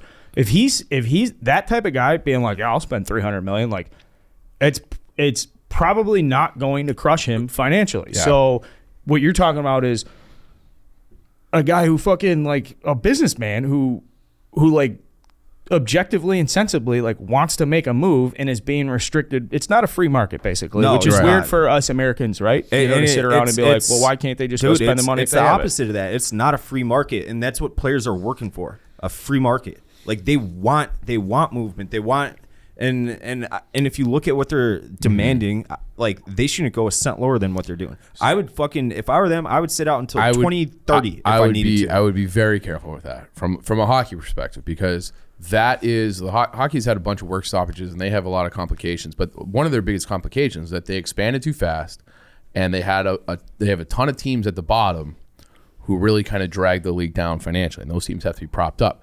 So if there wasn't a mechanism in place for revenue sharing, and if it was a true free market, I would guess that baseball would lose 6-7 teams. They would just disband. I mean, there is revenue sharing in baseball, right? But but that's not what I'm saying. I know there is, but I'm saying if it was truly a free market. I'm not saying like. I'm just for definition's sake. Yeah. So I'm not saying like then that does hurt the players because there's less jobs. Exactly. So there has to be like an argument for both sides. A middle ground for sure. That is the theme of the episode. There hasn't been at all. And but it's about 2:00 on Wednesday, March 9th right now, and apparently there has been a lot more movement towards the players' ass from the owners today. Now, if you watch these negotiations on social media, like all of us are, none of us are in these fucking meetings. It's very clear who's getting info, and I'm talking about like who, as in the big top dog journalists in baseball, John Heyman, Evan Jurelic, Jeff Passan, all those guys. It's very it's very, very apparent who's talking to who. So there's probably 4 or 5 guys talking to players, and I say players as in union reps or even bigger, like the subcommittee, like Frankie Lindor, blah, blah, blah. Or they're talking to ownership groups. And so every time you see Bob Nightingale tweet, like, hey, we're getting closer to a deal, he's actively putting info out for the owners to get the court of public opinion on the owner's side. And these guys are fucking savages, all of them. And they wouldn't be in their positions if they weren't savages. You know, they're very astute. They're very smart. And it's all planned. So I just implore everybody to not really, like, I've done a good job personally, I would say, of not getting too high or too low every time I see a tweet. Mm-hmm. So about all these negotiations, like, I would implore you to wait until either Jeff Passan or Ken Rosenthal says something, because those guys aren't fucking, what was the word we used last week? Compromised in any way. Right. They give it to you straight. They're actual media. They're not state-controlled media like Bob Nightingale. It is so obvious that Jerry Reinsdorf might as well be tweeting from Bob Nightingale's phone. Yeah. I still Heyman, think blah, I said blah, it. I think I said it last week or the week before we talked about this. Expand to 32. They actually, so that's, I saw that floated out there that they are, I forget, I don't know what the exact language is, but that has been talked about. Okay, that's interesting, because so I just pulled up, it's on Fangraphs, the estimated local TV contracts for the various teams, and it was from 2020.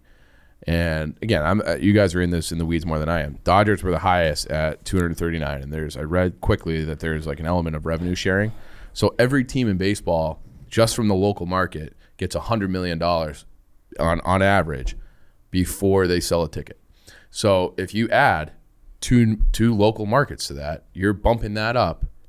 Put it in Vegas, put it in Nashville, put it wherever. Like, you're generating more revenue. More players have jobs. The owners have more money. There's expansion fees. Everything goes into it. Like, I think that's like a very good idea. It makes sense. But like, all we've talked about is like this ownership. It's tough. It's a weird thing. Like, they can't agree to like a fucking. These guys can't agree to like whether or not there should be like a fucking extra $5 million in an arbitration pool. Like, I don't know. They're very sensitive about who joins their boys club. So it's a good move. Financially it makes sense. And the only thing is, it's just like if they're not talking about it now, I mean, there's probably a reason. Like, there's probably a reason that this isn't like a bigger thing, right? I'm going to put it out on the internet today. I'm going to blog it. You should. I'm going to be like, hey, I'm coming in peace as a. I'm taking over for Manfred. So. Yeah, I mean, just another delay. Sounds like the season's going to be delayed, and just be patient and don't buy Bob Nightingale's bullshit. But I mean, I don't think he's straight up lying. Well, here's the thing: Like every time it looks like a concession has been made by the owner, say they bump up the competitive balance tax to $10 million from $220 to $230. All they'll do is rearrange that $10 million and they'll take it away from somewhere else. So I'm just using this as an example. Say they make that $10 million bump on the CBT, then they'll take $10 million away from the pre-arbitration pool. So it's like the money is the same. What are you talking about? It's not what you are offering to pay us is a no right now.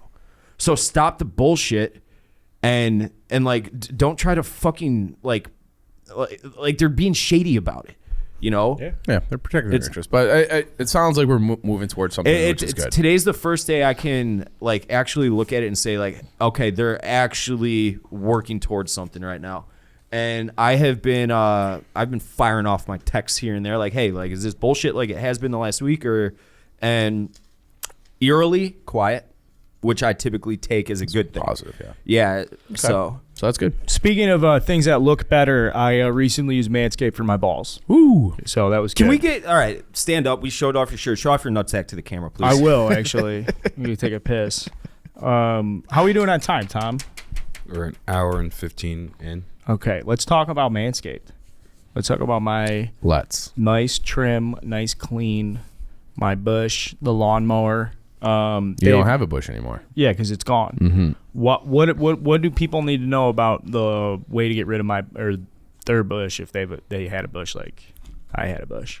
Describe your bush a little more for me. Was it's it not like, really like 1970s no, porn it's bush? like, no. It's a Carl. bush. It's a bush where I was like, you're just like, I'll get to it. Mm-hmm. I'll get to it. And then you get to it, and then it's just like a fucking war zone. Like I'm not waiting to stay in a hotel to get to this one. You know what I'm saying? You get in a hotel and you just start fucking. You have routine maintenance because you've been to Manscaped. So, exactly. And that's what everybody needs to do. So go to manscaped.com/ and use promo code Redline. You get 20% off plus free shipping. Again, promo code Redline, one word at manscaped.com, and they have everything. Hydrating body moisturizer spray is my favorite. There you go. They got the 2-in-1 shampoo.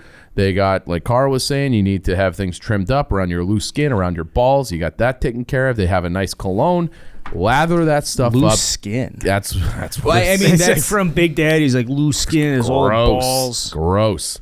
But we all have loose skin and old balls around here. So, and then, if you have dry skin, they got the hydrating body moisturizer spray. They got everything. They got deodorant, which is aluminum free, which is nice. And go to manscaped.com, promo code Redline, 20% off. That's better than any price you're going to get anywhere. And this is high quality product. So again, manscaped.com, promo code Redline. Get that aloe vera sea salt going. Scrub it.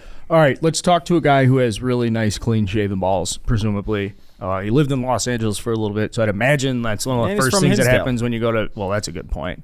You get to the Golden State, the Sunshine State, right? Yeah, you can't be us. Yeah, absolutely not. No, guys like us, they sweat us out of there instantly. All right, but real talk. I met Brian a couple of years ago through some mutual friends, and we've just loosely stayed in touch. He's a super nice guy. Like I said, local guy, went to Michigan State, total bruiser, like the exact type of, funny offensive lineman, like you think, stereotypical guy. And it's pretty cool. Eddie and I got to sit down with him after the Super Bowl win. So this was recorded a little bit a while ago. We were waiting to play it, but it's like after the Super Bowl win. So some interesting stories about your Super Bowl champion, Los Angeles Rams. Let's get to it. Whoosh. All right, we're in the interval portion of the show. We are joined by Rams offensive lineman, Super Bowl champion, Chicago native, Hinsdale Central, Brian Allen. Brian, welcome to the show. Appreciate you having me on. Into the mic. You got to move up. Appreciate you having me on. You doing a lot of podcasts or what? Look at that. It's first time. I'm a little nervous. So obviously, we're sitting here, Carl, Brian, and we do some research, and I'm looking at your Wikipedia right now, and I laughed out loud. And you're like, "What's so funny?" I was like, "I just read your Wikipedia. Do you know what I laughed at?"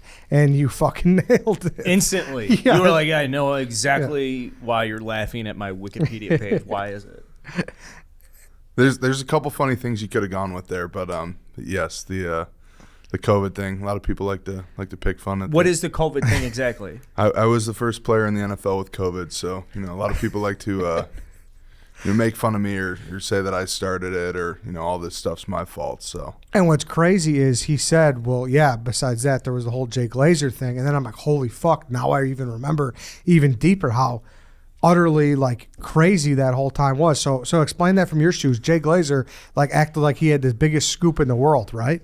Well, yeah, exactly. So, they said they were gonna. They Jay said they were gonna break Glazer the said he's like, story. I'm gonna break it late. Yes. Yeah. So I talked to him on the phone, did the story, whatnot, and then I start seeing this stuff on Twitter like the day before, like huge breaking news, and I'm sitting there thinking to myself like, there's no fucking way that this is about me. Like this can't be about me. Like I'm not like I play center in the NFL. Like I'm a fat guy who blocks people. Like I'm not cool. Like no one's gonna think this is big news. And then sure enough, the story broke that I had COVID, and the responses were what I was thinking. I'm like, this is just tough. So he called you on the phone, like, because we get the insight, like Woj bombs and Glazer and whatever, like Sheffers. I'm friends with him, so I know him a little bit. Just he's friends with mutual guys throughout the team. Does he text you and say, hey, I want to jump on the phone with you real quick? Well, we were together something like the week before, and just kind of word of mouth got out that I had it, so just talking about it. So I mean, huge story because no offense to Jay, but he had built this up like the Rams were going back to St. Louis. Like if it was, he built it up like, I mean, there was nothing that could have been too big, and it was just Brian Allen has COVID, first NFL player. And at the time too, respectfully, you're not, you're not like a Pro Bowl alternate. You're not like a Super Bowl champion. You're a back. Are you even a backup at the time? Well, I was hurt at the time, so like I was still coming back from my knee injury that I had because I was a starter in 19, and then I had hurt my knee, so I'd been hurt. That whole time, so I'm out and kind of forgotten about at that point. So you mean to tell me that like this fucking guy not only is he's an offensive lineman in his COVID, but he's fucking hurt too? Who is this guy? Those thoughts were going through my mind the day before, thinking, all right, I don't know what I got myself into here, but it worked out. It's all right. So take me from you go from this COVID diagnosis and the Jay Glazer report, and now we sit here today, and you're a Super Bowl champion. Did you think that it was possible when you got the initial COVID diagnosis?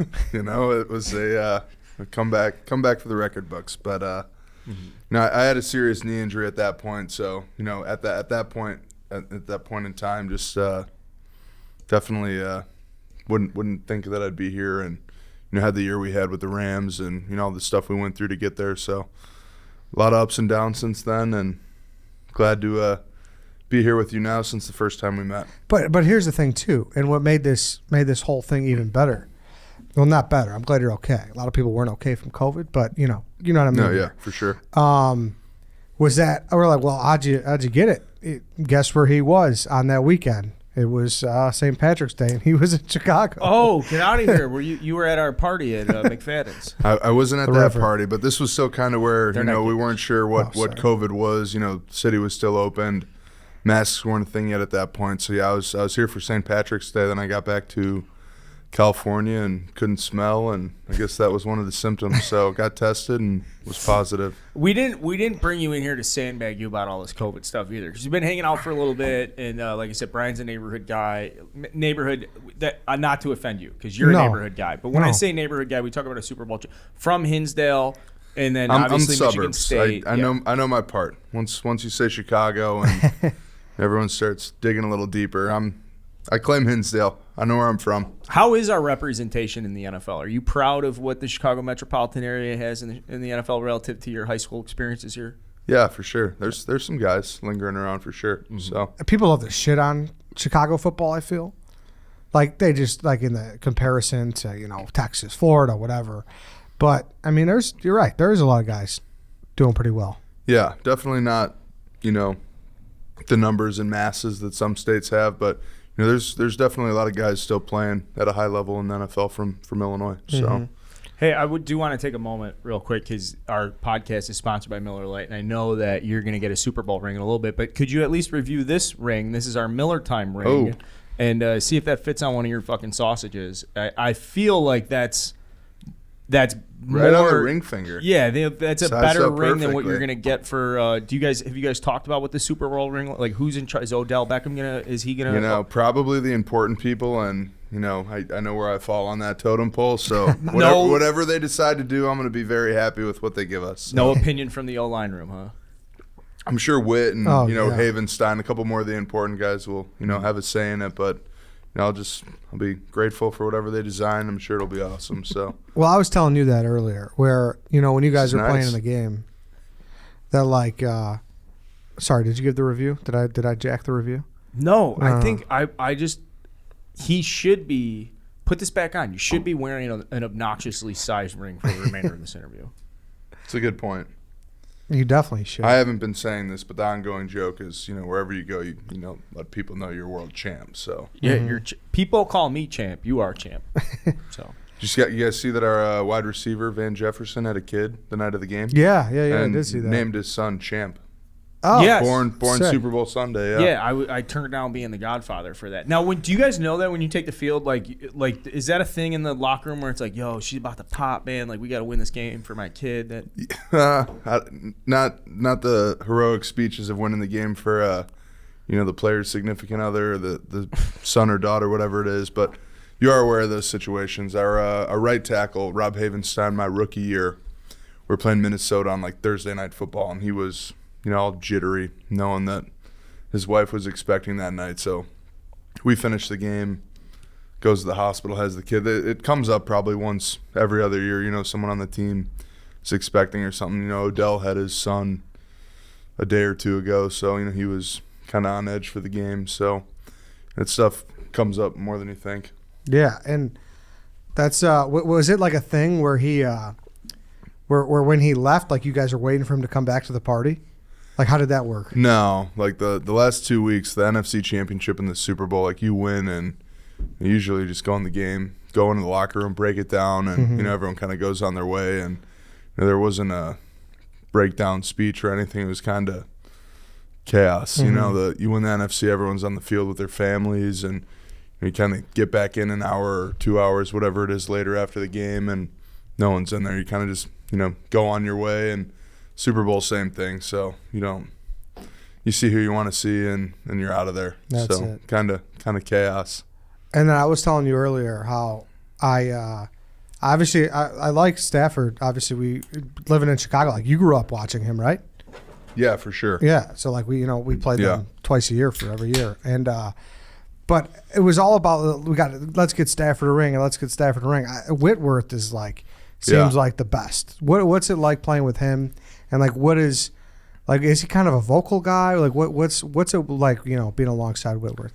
I wouldn't say as much vocal, just, anytime you got a guy in your room who's 40 years old, who has that much football experience, it's, a rare situation, something that, not every room's fortunate enough to have, and so much wisdom. He speaks, doesn't speak a lot, but when he does, you listen, and they're just very willing to help, all the guys in the room, the team, and, whatever it is to get a win, really. And, he spent 11, 12 years, whatever it was, in Cincinnati and never won a playoff game. So you talk about a guy who comes to L.A., never winning a playoff game, and, doing everything he does for our team and, for guys individually. He's got a gym at his house, has workouts there, has Christmas meals, Thanksgiving meals, and, a guy who's been through everything you can be in the NFL and then not have a Super Bowl trophy or, Walter Payton Man of the Year this year. So, for him to win that this year, both of those awards is, awesome to have a front row seat to see, and I just couldn't be happier for him. Everything, he's been through, like I said, and, to get there and do everything that he has for us to kind of be able to play a small part in that gift to him. To, I don't know. I saw today, not sure if he's retiring or not, but if that is his last game, cool to, go out that way and, be able to play a part in providing that for him. In some context to Whitworth too, like he cracks into the league. I mean, no offense. Like your balls haven't even dropped. Like he cracks in the league, dude. You're fucking trading Pokemon cards. To be fair, I was a late grower. Matured late. But I mean, right? Like let's see. You were born in 95. 95, yeah. Yeah. So you're in elementary school when he is in his first NFL locker room. Yeah, pretty crazy. Yeah, I would say so. What about I guess in that same vein, like I'm compelled to ask about Aaron Donald. Like if Whitworth and Aaron Donald go up in like an Oklahoma drill. I think that's like your classic, like who wins in a fight, like tiger or silverback gorilla like meet in the jungle. Like similar page that we're going on. Like they're both freaks. Both Whit in his prime would be a more fair fight, I think, but we're definitely onto something here. Are you offended when guys like us ask you about that, though? Because you're like, dude, I'm a fucking starting center here. Like, no, not at all. I'm sitting there thinking these hypotheticals all the time. Yeah, for sure. Now, what's it really like, though? Because people, especially when you're younger, when you played in high school, you crack a little bit, but there's this interpretation, and you let us know if it's true or not, that like you guys aren't really getting after it in practice anymore. So are you fucking going up against Donald that much, or is it like everyone thinks where you guys are just like in shells a lot and whatnot? Yeah, for a starter, probably, you're more so going through, the game plan and kind of getting the week's specifics down, if you will. Training camp, there's more of that, but with the Rams, I know at least like we're never live or tackling or anything like that, so it's more of a thud environment, and so you don't get a true game feel, but you're still playing. You're still going at a fast pace and fast enough to feel what he's capable of. So, but you get enough of that in the thud-like setting to kind of feel what he's capable of doing. So, best body on the team. I got to go to Aaron Donald, unfortunately. Right? Like I'm gonna hate to give him that because I walk by him every day and I'll flex at him to let him know I'm competing a little bit. But do like DBs have better abs than him? Because at the parade, I know everybody knows it, but like. He legitimately looks like he's just like a frat boy ready to go to fucking Cancun for the weekend. Like his abs and the fucking biceps are See, I don't know about like frat boy because he's thick. Like he's an angry core. Not like you're like it's there. Like it's there and it can beat you up too. There's some attitude behind it. Yeah. This is crazy too because there's just so many people on that team where it's like, was it just a chaos thing? Like was it nuts? Like honestly, it is pretty awesome, like walking into our building every day. The superstars I've gotten to be teammates with, like they don't have that in many places. Where like this year alone, like Von Miller and OBJ get added late. Like those are two superstars like Witt who were, they're selling jerseys when I was in middle school. So to be able to be teammates with guys like that, like Brandon Cooks, Todd Gurley, years past, like just superstar after superstar, and just be able to be teammates with them and. Joke about having better abs than them in the locker room. That's stuff that, it's awesome. Now, when you added Odell mid-season, was there a little worrisome? Like, were people worried about how he was going to fit and whatnot? I wouldn't say worry, but I think, like, the media just does what they do, and you hear everything they say, and you kind of make up who people are in your mind before you meet them, and, take what you hear and kind of form your own opinion, from there. But once he got there, he was awesome to me, great teammate, and again, one of those guys who, you grow up who, that's another thing with him. Like you play with guys who are football stars, and then you play with celebrities. Like Aaron Donald walks out of the locker room, like they're pumped, they're freaking out. Like I've witnessed this firsthand where I'm out there stretching, and Aaron comes out, he's stretching, people are going crazy. OBJ walks out, like. People are losing their minds. Like, this guy is a celebrity. Like, he's a stud, famous in the NFL, all that, but, like, he's a celebrity. Like, he's got that, like, next-tier status. But, like, he's an awesome dude, awesome teammate, and he really is, like, very humble and hardworking and, all those things you can say. Like, he really is, and you don't hear about that from the media. And those are things that I was introduced to, this year when he got there. So, surprised a little bit, yeah, for sure. So awesome to have him, and he's my guy. We joke around a lot. I try to gritty with him every now and then, so I can do it a little bit. He likes it. So, how bad did you feel for Goff? Jared? Yeah, I mean it's tough, for sure. Being there last year and then leaving this year, and then I played center obviously. So I was with him a lot and worked with him a lot. So he's a great guy. Have a lot of good memories with him, and. He made me a better football player being there with him, and still got to the Super Bowl with him one year. Great player, and I don't know what Detroit didn't have a great year obviously this year, but they're competitive this year, and they were in it with us till the end, and wishing him nothing but the best and hoping to see him soon. He's still boys with a lot of guys on our team, and see him around every now and then. Great guy, just good dude overall. Could you see like when when they make the trade originally, at least from my perspective, it was like Goff you guys just went to the Super Bowl and you guys were down this path and he's a first overall pick and all this stuff. So then when Stafford came in the locker room that first time, or you guys kind of get the sense like, what was that difference where you guys were like, oh, this is why? Because I would imagine some of you guys were like, well, we just traded Jared. So like, where did Stafford? Was there anything where you were like, oh shit, this is why we did it? Well, it was weird for me too, because first time like I went from being in college to being in the NFL, and it's like a blockbuster trade. It's my first time really being a part of that. I had gone into the Rams knowing, I think they had acquired Brandon Cooks that offseason, Robert Woods the year before, some big name guys like that. And the first time that like a big trade had happened when I was actually there on the team. So kind of just sitting there not really knowing what's going to happen. It's not like, Les Snead called me up to talk about how I felt about it. So, I saw like you guys on ESPN and, just kind of took back from, everything. My life changed, who I was working with every day. So, but just seeing Matt come in and it's got to be tough for him to 12 years in Detroit to being on his first team for the first time, second team for the first time in the NFL. So, but, he came in like a pro and, took command of our offense and just awesome dude. True pros pro, first guy in there, last one to leave, and really, hard to beat him into the facility, hard to beat him staying. So not many times I got him on that one, and Cooper Kupp too. They're in there all the time together, and that's just a testament to what they did this season. And they're no one outworked them in meeting time this year, that's for sure. So cool to be a part and see. Definitely motivates you. And Matt's just that guy. He gets in the huddle and takes command of the huddle, and everyone trusts in him, believes in him, and he's gonna get the ball to the right read.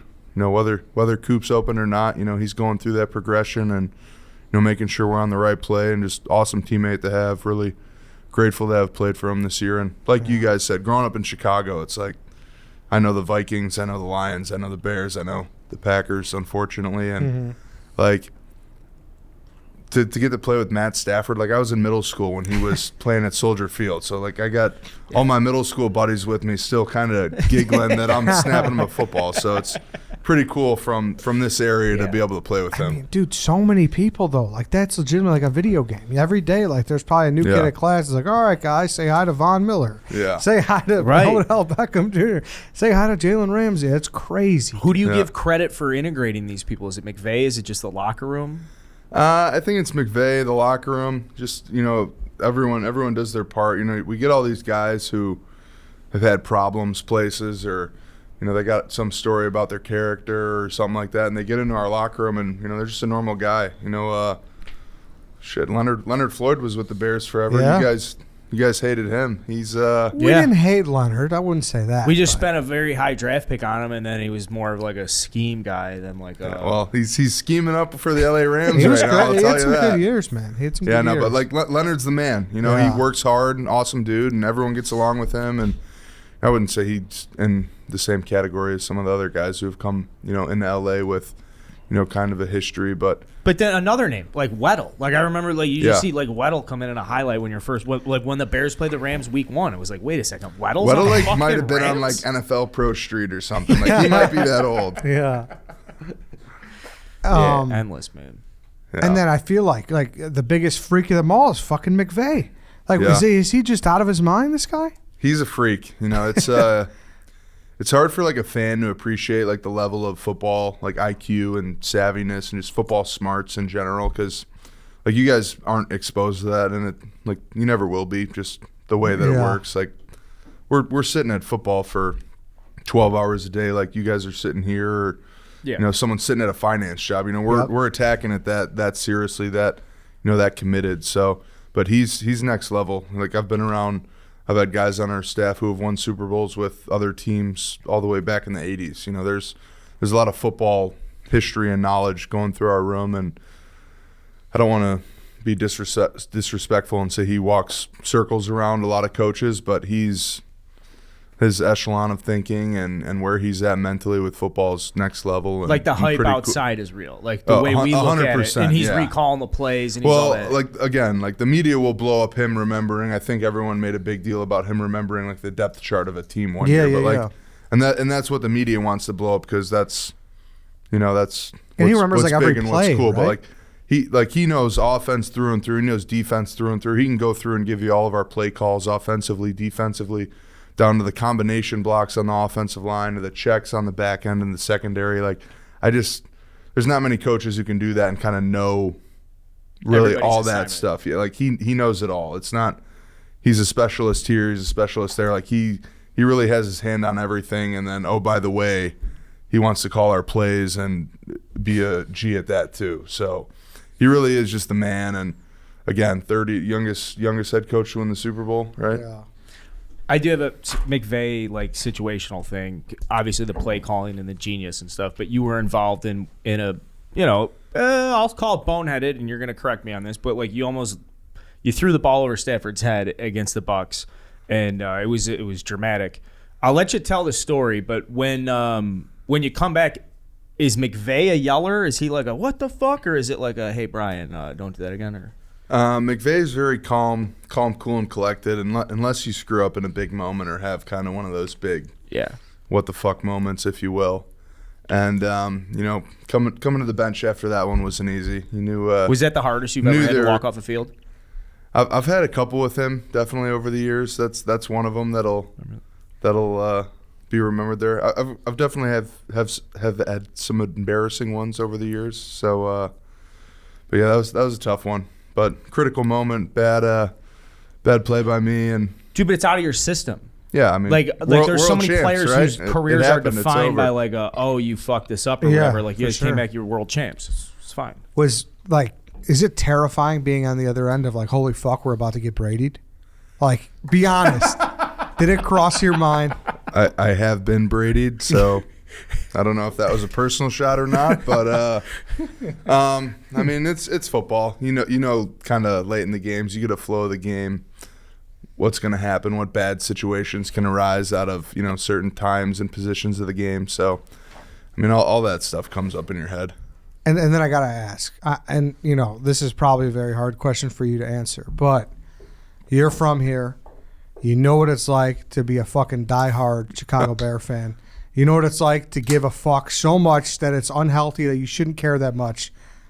Obviously, the perception was that people didn't give a fuck in LA. What was it like on the ground floor? Is that much like the parade? And yeah, no, I mean it's definitely growing. Like it's definitely something we're aware of. I mean, we playing at the Coliseum and having kind of I don't want to call it a neutral home stadium, but we don't have a home stadium. We're playing at somewhere that's not home, and teams new to the city for the second time or the third time. I don't know how many times they've been in and out of LA, but it's definitely something that's growing. And at the same time, like, I don't want to make excuses for fans, but Chicago in December isn't a fun time to be outside. And in LA, you got the beach, you got the Kardashians, you got Hollywood, West Hollywood, Beverly Hills, whatever it is. So there's definitely a lot more stuff going on. So it's hard to fault people for wanting to be inside at a stadium all the time, but at the same time, it's definitely growing. From the Coliseum to the SoFi, you definitely see a transition. And the COVID year didn't help either, being there for the first year, not having fans in. But this year, you definitely saw like a growth and kind of a hometown feel, and a little bit more buy-in and ownership from the fan base. So definitely growing, and this year's gonna do nothing but help. And I don't know if you guys have been out to SoFi, but it's pretty cool little campus, cool Looks little amazing. venue, and it's awesome Sunday atmosphere. What team do you hate the most? I don't know why the Packers just came to my mind, but like Packers and NFC rivals, the Seahawks and Niners, like it's kind of Is there? I know it's different conferences, but is there any pulse there with the Chargers? Like if you see Dan Feeney at the Froyo shop, like, are you gonna beat his ass? I know he's on the Jets now. Me and Feeney are boys. He'd probably be drinking a Miller Lite. So haven't got to see him. That's another thing about LA though. So the Chargers, like they're in LA, but their facility's probably 2 hours south of ours. So oh damn, like there's not a lot of interaction. Like if we're going out, if you will, in LA. Like, you're probably going to West Hollywood, Santa Monica. They're hanging out down by Newport, more probably. So okay. There's a little bit of space in between there. Kind of sounds like that's better. No? Yeah, yes and no. It's different vibe, depending on what your flavor is. Yeah, I mean, it sounds like you guys have a good. It sounds like the Rams are run as well as like a team can be run in LA. Like, you have the celebrity status and you have these like big name guys. Like, nobody wants the LA Rams, the Los Angeles. Like, no one wants the NFL team in Los Angeles to be like the fucking gritty Steelers or like the well-coached Patriots. Like, we want Hollywood, and that's what you guys fucking. Well, I mean, gave us. how could you be though? Because like we're living in, like our teammates are living in Calabasas and Hidden Hills and Malibu, and you know the Steelers are living on the outskirts of Pittsburgh. You know, it's not. It's tough. It's a different deal. And there's nothing against the outskirts of Pittsburgh, but it's interesting now that you are out of your original like contract as a rookie and all, or not, you know, whatever. You're into the next Rookie wave. contract, yeah, yeah. rookie contract. So you're into free agency and stuff like that. So do you have like a style of play that profiles well in free agency? With people that, oh, this guy he's really good at this. Teams would like Brian Allen's services because of why? Yeah, I think naturally most people would say I fit more of a outside zone scheme-esque offense, but I really don't have a preference, to be honest. Like we have a healthy mix of kind of everything with the Rams. So if your agent comes to you and he's like, hey, like, are you gonna like, is it an outside zone, inside zone? What are they asking me to do? Do I have to switch over to guard, or is it like you just kind of? Yeah, no. At the end of the day, football's football, and you know there's certain type of plays that teams like to run more than others, and you know I like playing football. You know, whatever's called, happy to run. So I heard the Bears they're targeting center. So I heard that rumor too. We in need the some help in office. the interior. interesting. And we were talking about it earlier too. So you give the people, because you come from a wrestling family, give the people what you finished all 4 years in high school downstate. Crazy. 4 years? Sorry, No, you're good. You're good. No, you're We're a Super Bowl occupied a little champion. bit You're over having here. a couple You're of cold good. ones, and World- this is world exactly champ. how it should be. World champ. World Now champ. you guys, that's it. You guys aren't Super Bowl champs. You're world champs. I mean we're both, but you know. Have you heard that, Ed? No, never. Like a Super Bowl champion correcting someone, being like, I'm not a Super Bowl champ, I'm a world champ. I'm good with either. I'm just, you know, the other guys on the team have been throwing world champ around, and it sounds better. I don't know about better, just maybe a little more respectful. Is it a fact though? Did you play the Argonauts? Like, there's, you know, Did they have a football team? I don't even know if they won the CFL. But if they had a football team, their players would probably be in the NFL. Oh man. It's true, and you know, XFL's coming, USFL's coming. If they want to play, I mean, for the world title. Any interest in the XFL? We'll see. We'll see what happens. Like if it's an we'll see what off-season happens in league, free It's agency. a spring league. You get approval from your next team. Like, Yeah. I want a couple starts for the Chicago Bandits or whatever. Hey. Could you imagine if they could actually Live reps, best way to get competitively better. offer? Be crazy. You know, Vince McMahon comes in. But He's you, out. as a wrestler, sorry, go back to this. As a Vince, talk about full circle in a moment here. Vince McMahon comes in XFL. What are your qualifications as a high school wrestler to work for Vince McMahon? See, I'm gonna go out on a limb and say, like, you throw out high school wrestler. Like, I was a pretty good high school wrestler. It wasn't like the big kid like going out there wrestling. Like, I was a legit wrestler. So I think there's a future in that if he needed me. I know a couple guys who have pursued the WWE and things of that nature who I've competed with who had. You're too technical. I mean, I'm like 9 or 10 of these Miller Lights in, but I'd compare myself to their wrestling abilities that I could hang around. And what's the so to give the people what you finished What's at that? state, downstate? Yeah, so my freshman year I took third at 215. Sophomore year, third heavyweight. My junior year I won the state title at heavyweight. My senior year I was upset in the state finals. What school did that guy go to? He went to Moline. Oh, Moline. Yeah. Oh, damn. No, the Moline Maroons. Fucking Quad Something City. like that. Quad Cities, yeah. There's Oh. a good pizza place out But- there in the river. And I was saying too. You spent a lot of time in the Quad Cities? I actually have. Fuck yourself. Can you name all of the 4 Quad yeah, Cities? I will right now. I can. Davenport, Moline, fucking I know the other 2. Bettendorf, That's Yep. correct. and is it really? Is Bettendorf one of them? Yep. Yep. Correct. Oh, Great restaurant up there, Steventon's over the And river if you Galena. haven't been. No. it's no. not What's the Galena. other one? High school's red and yellow. That is it. Is Rock Island? Correct. Yeah. Rock oh, Island. Rock Island is like Rockford. I get those ones confused all the time. Hey, But I was telling you that You finishing third at 215 as a freshman might be more impressive than winning a Super Bowl to me. World champ. Or more impressive than Thank being you, a world Carl. champ. Thank you. Honestly, at that point in time in my athletic career, like you think like, 14-year-old high school wrestling's not important, but like what you're in the wrestling community, it's a pretty big thing to place at a high weight class as a young kid in 3A. Who is it not important to? I don't know. Is the wrestling community matter to you here? I in would Illinois? say if you finish third What's as a going on freshman, with Brother then Rice's program? All right, bro. We actually have. We're You got Rudy Yates. Rudy Bro, Yates we're was a couple hosting state sectionals. champs. We're hosting sectionals. It's a big deal. It's a big deal. It's actually this weekend. What are you doing on the? Yeah, why don't you come out? We'll see. Support the boys. We had a 215 winner my sophomore year. Yeah. I think. What was his name? Joe Fagiano, St. Pat's. He won his junior, I think. Was that an F or a V? You said Fagiano. F. Sorry. Okay. Thank you for the clarification. Well, I mean, he could be out. He would want the credit. He wants the proper, yeah. Mm-hmm. Do you see yourself more as a wrestler or a football player, though? Honestly, a wrestler. My dad was a wrestler. Grew up wrestling my whole life, and that was kind of my sport.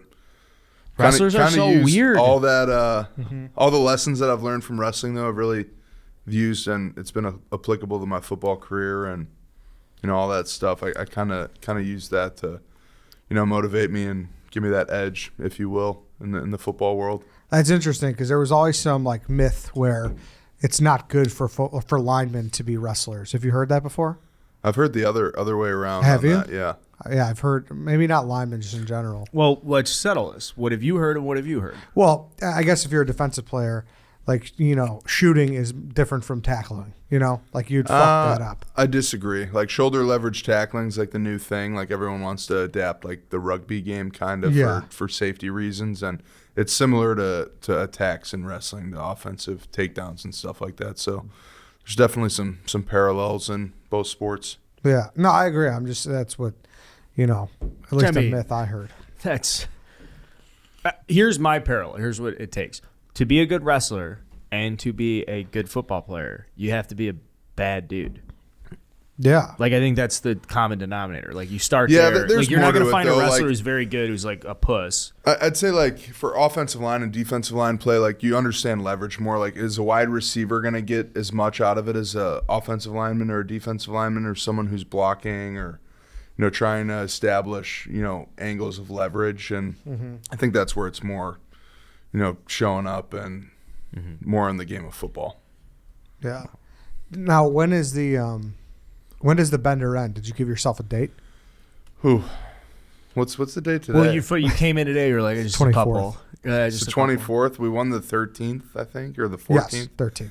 It's been crazy, man. The day after was probably like the most relaxed day because my parents were still in town. So once I got them to LAX and kind of back home out of the picture, I could Get after it. take the belt off, kind of relax a little bit, breathe a little bit. So we went from that to the parade, straight to Vegas for a couple days, and then got home, packed my stuff up. I'm moving, so kind of in limbo right now, trying to figure out what's going to happen with free agency. And then I live in Scottsdale in the off season, so I actually had a couple college teammates out there on a golf trip that I unfortunately had to catch the end of out there. So There's no hesitancy on your part that, like, you come into free agency, like, you will start next year, right? You're going to be a starting center in the NFL. You open up week away from injury, whatever. Just saying, like, on paper, you're a starting center in the NFL next year. in my mind, yeah. Okay. Do you feel like the sense of pressure? I would feel pressure like this, even though you're in free agency. Like, your fucking guys. Pressure's gotta go out a and privilege, get you. Carl. Come on. Say that again. Pressure is a privilege. That's a Sean McVay quote. You can write that one I down. am Really? writing it down. I like that quote. That's good. But no, listen, we fucked around a lot. But sincerely, congratulations. Appreciate it. I Thank love you. seeing fucking people from, Chicagoland area do well. So especially alignment. So Thank you. that's awesome. Dude. Appreciate it. Yeah. Yeah, this is the pinnacle. Linemen don't get. You have to be Andre Whitworth getting the Walter Payton Man of the Year for people to talk about you. So the World Championship. This is it, man. This is a small consolation prize. Did you You pictured it just like this when you were a kid in Hinsdale. You're like, I'm gonna fucking win the Super Bowl. Come hang out with these guys. I'm gonna win the Super Bowl. Some Barstool thing's gonna take off. I'm gonna bump into this guy in Scottsdale, and we're gonna be here. And you also said you played in the playoff game, right, at Michigan State? Yeah, unfortunately, yeah. It was a rough night in Jerry World down in Dallas. Alabama got the better of us that night. But how many of those Alabama guys have a better like when you were out there playing, you're like, I'm gonna have a better NFL career? Where you fucking? I got one teammate from that team, A'Shawn Robinson. He was on that team that night. So, but I will say, like going to a Michigan State, not necessarily a tier 1 national, powerhouse. You take some pride in that, just going out and playing a guy from Alabama or Ohio State or a school that kind of garners that recognition. So. Fun to play those You guys. instantly talk shit to our Michigan guy when you came in here. We have a Michigan guy. He wears Michigan gear. You just instantly came in here like. You go to Michigan State, you see a guy with Michigan, you talk shit to him. It's the rule. Oh, did you play? You played in that crazy game then, right? Or were you gone by then? Are you talking about the game where? No, I'm serious. Yeah. You're talking about the one where the punter dropped the ball and we won on the last. Yeah, I was there. Yeah, I was there. What a fucking game, dude. That was nuts. Is that the best game you've been a part of? That is. So, like, Michigan State, like, the wave I hit Michigan State, like, we had some crazy games. Like, we won the Big Ten championship against Iowa on, like, the last 16-play drive or whatever it was to win the game. That was all one season. We had the Michigan game that year. We won on the fumbled snap. What about the fake punt game? Jalen Watts Jackson returns it for a touchdown. And Jalen Watts Jackson. He was the guy who returned the punt against Michigan.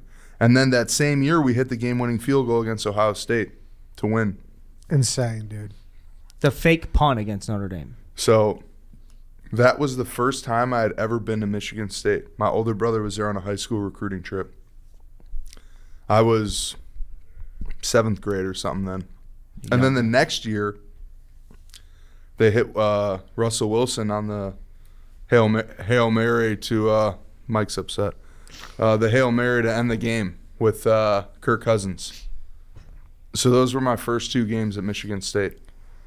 The fake field goal and then the Hail Mary. You've experienced some fucking cool shit as a 26-year-old fucking player. So I tell my teammates this and they're like, oh, yeah, and Brian was at the game when Rockney and Notre Dame got it done. Like, they don't – like, I really was at all these games. It's pretty cool. That's awesome, dude. That really is. Also, your birthday is the day after mine, so if you ever want to celebrate. Are you 12th or 10th? I'm the 10th. Ah. Yeah. So perfect. 11:59. It's us. Let's do it. Scottsdale 2022. Yeah, I think we're in there. It's gonna have to be after the football season, That's right. We'll see.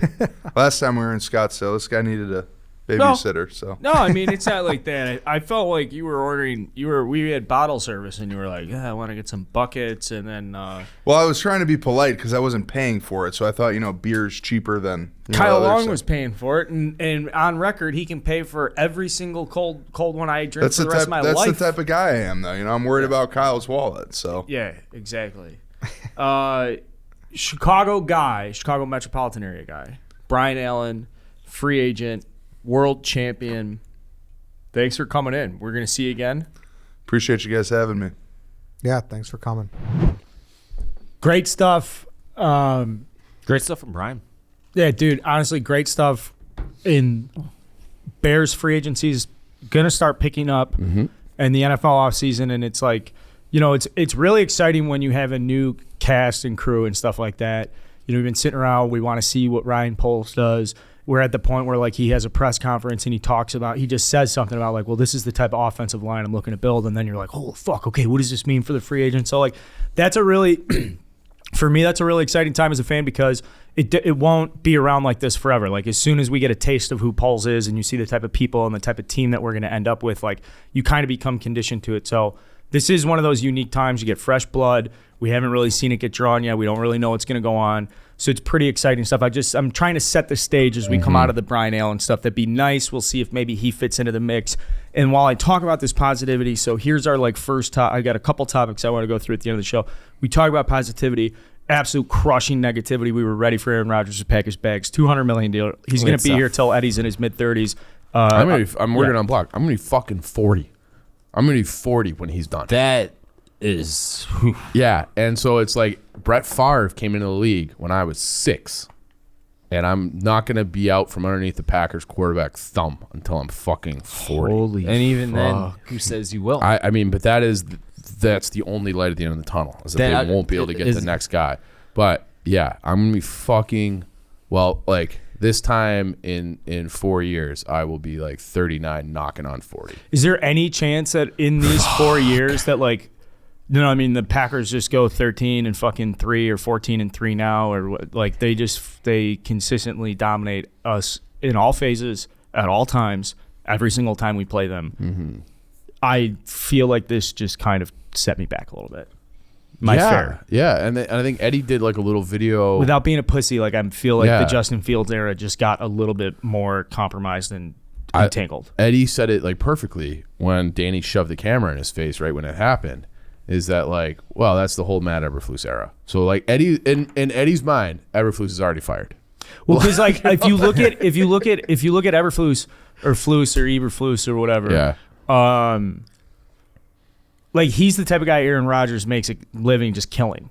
Like I just feel like Flus is gonna have one of these stupid faces at the podium twice a year after they play Rodgers, and it's like, you're the defensive guy. We just fucking He just torched you for 350 and 4 touchdowns. And it's like I would be like, well, it's not your fault. The guy was fucking kills everybody. So I was reading the Instagram comments because Danny went and did that little video, and just I like to get a little market research in, you know. And you like reading comments. And I was like, yeah, this. I mean,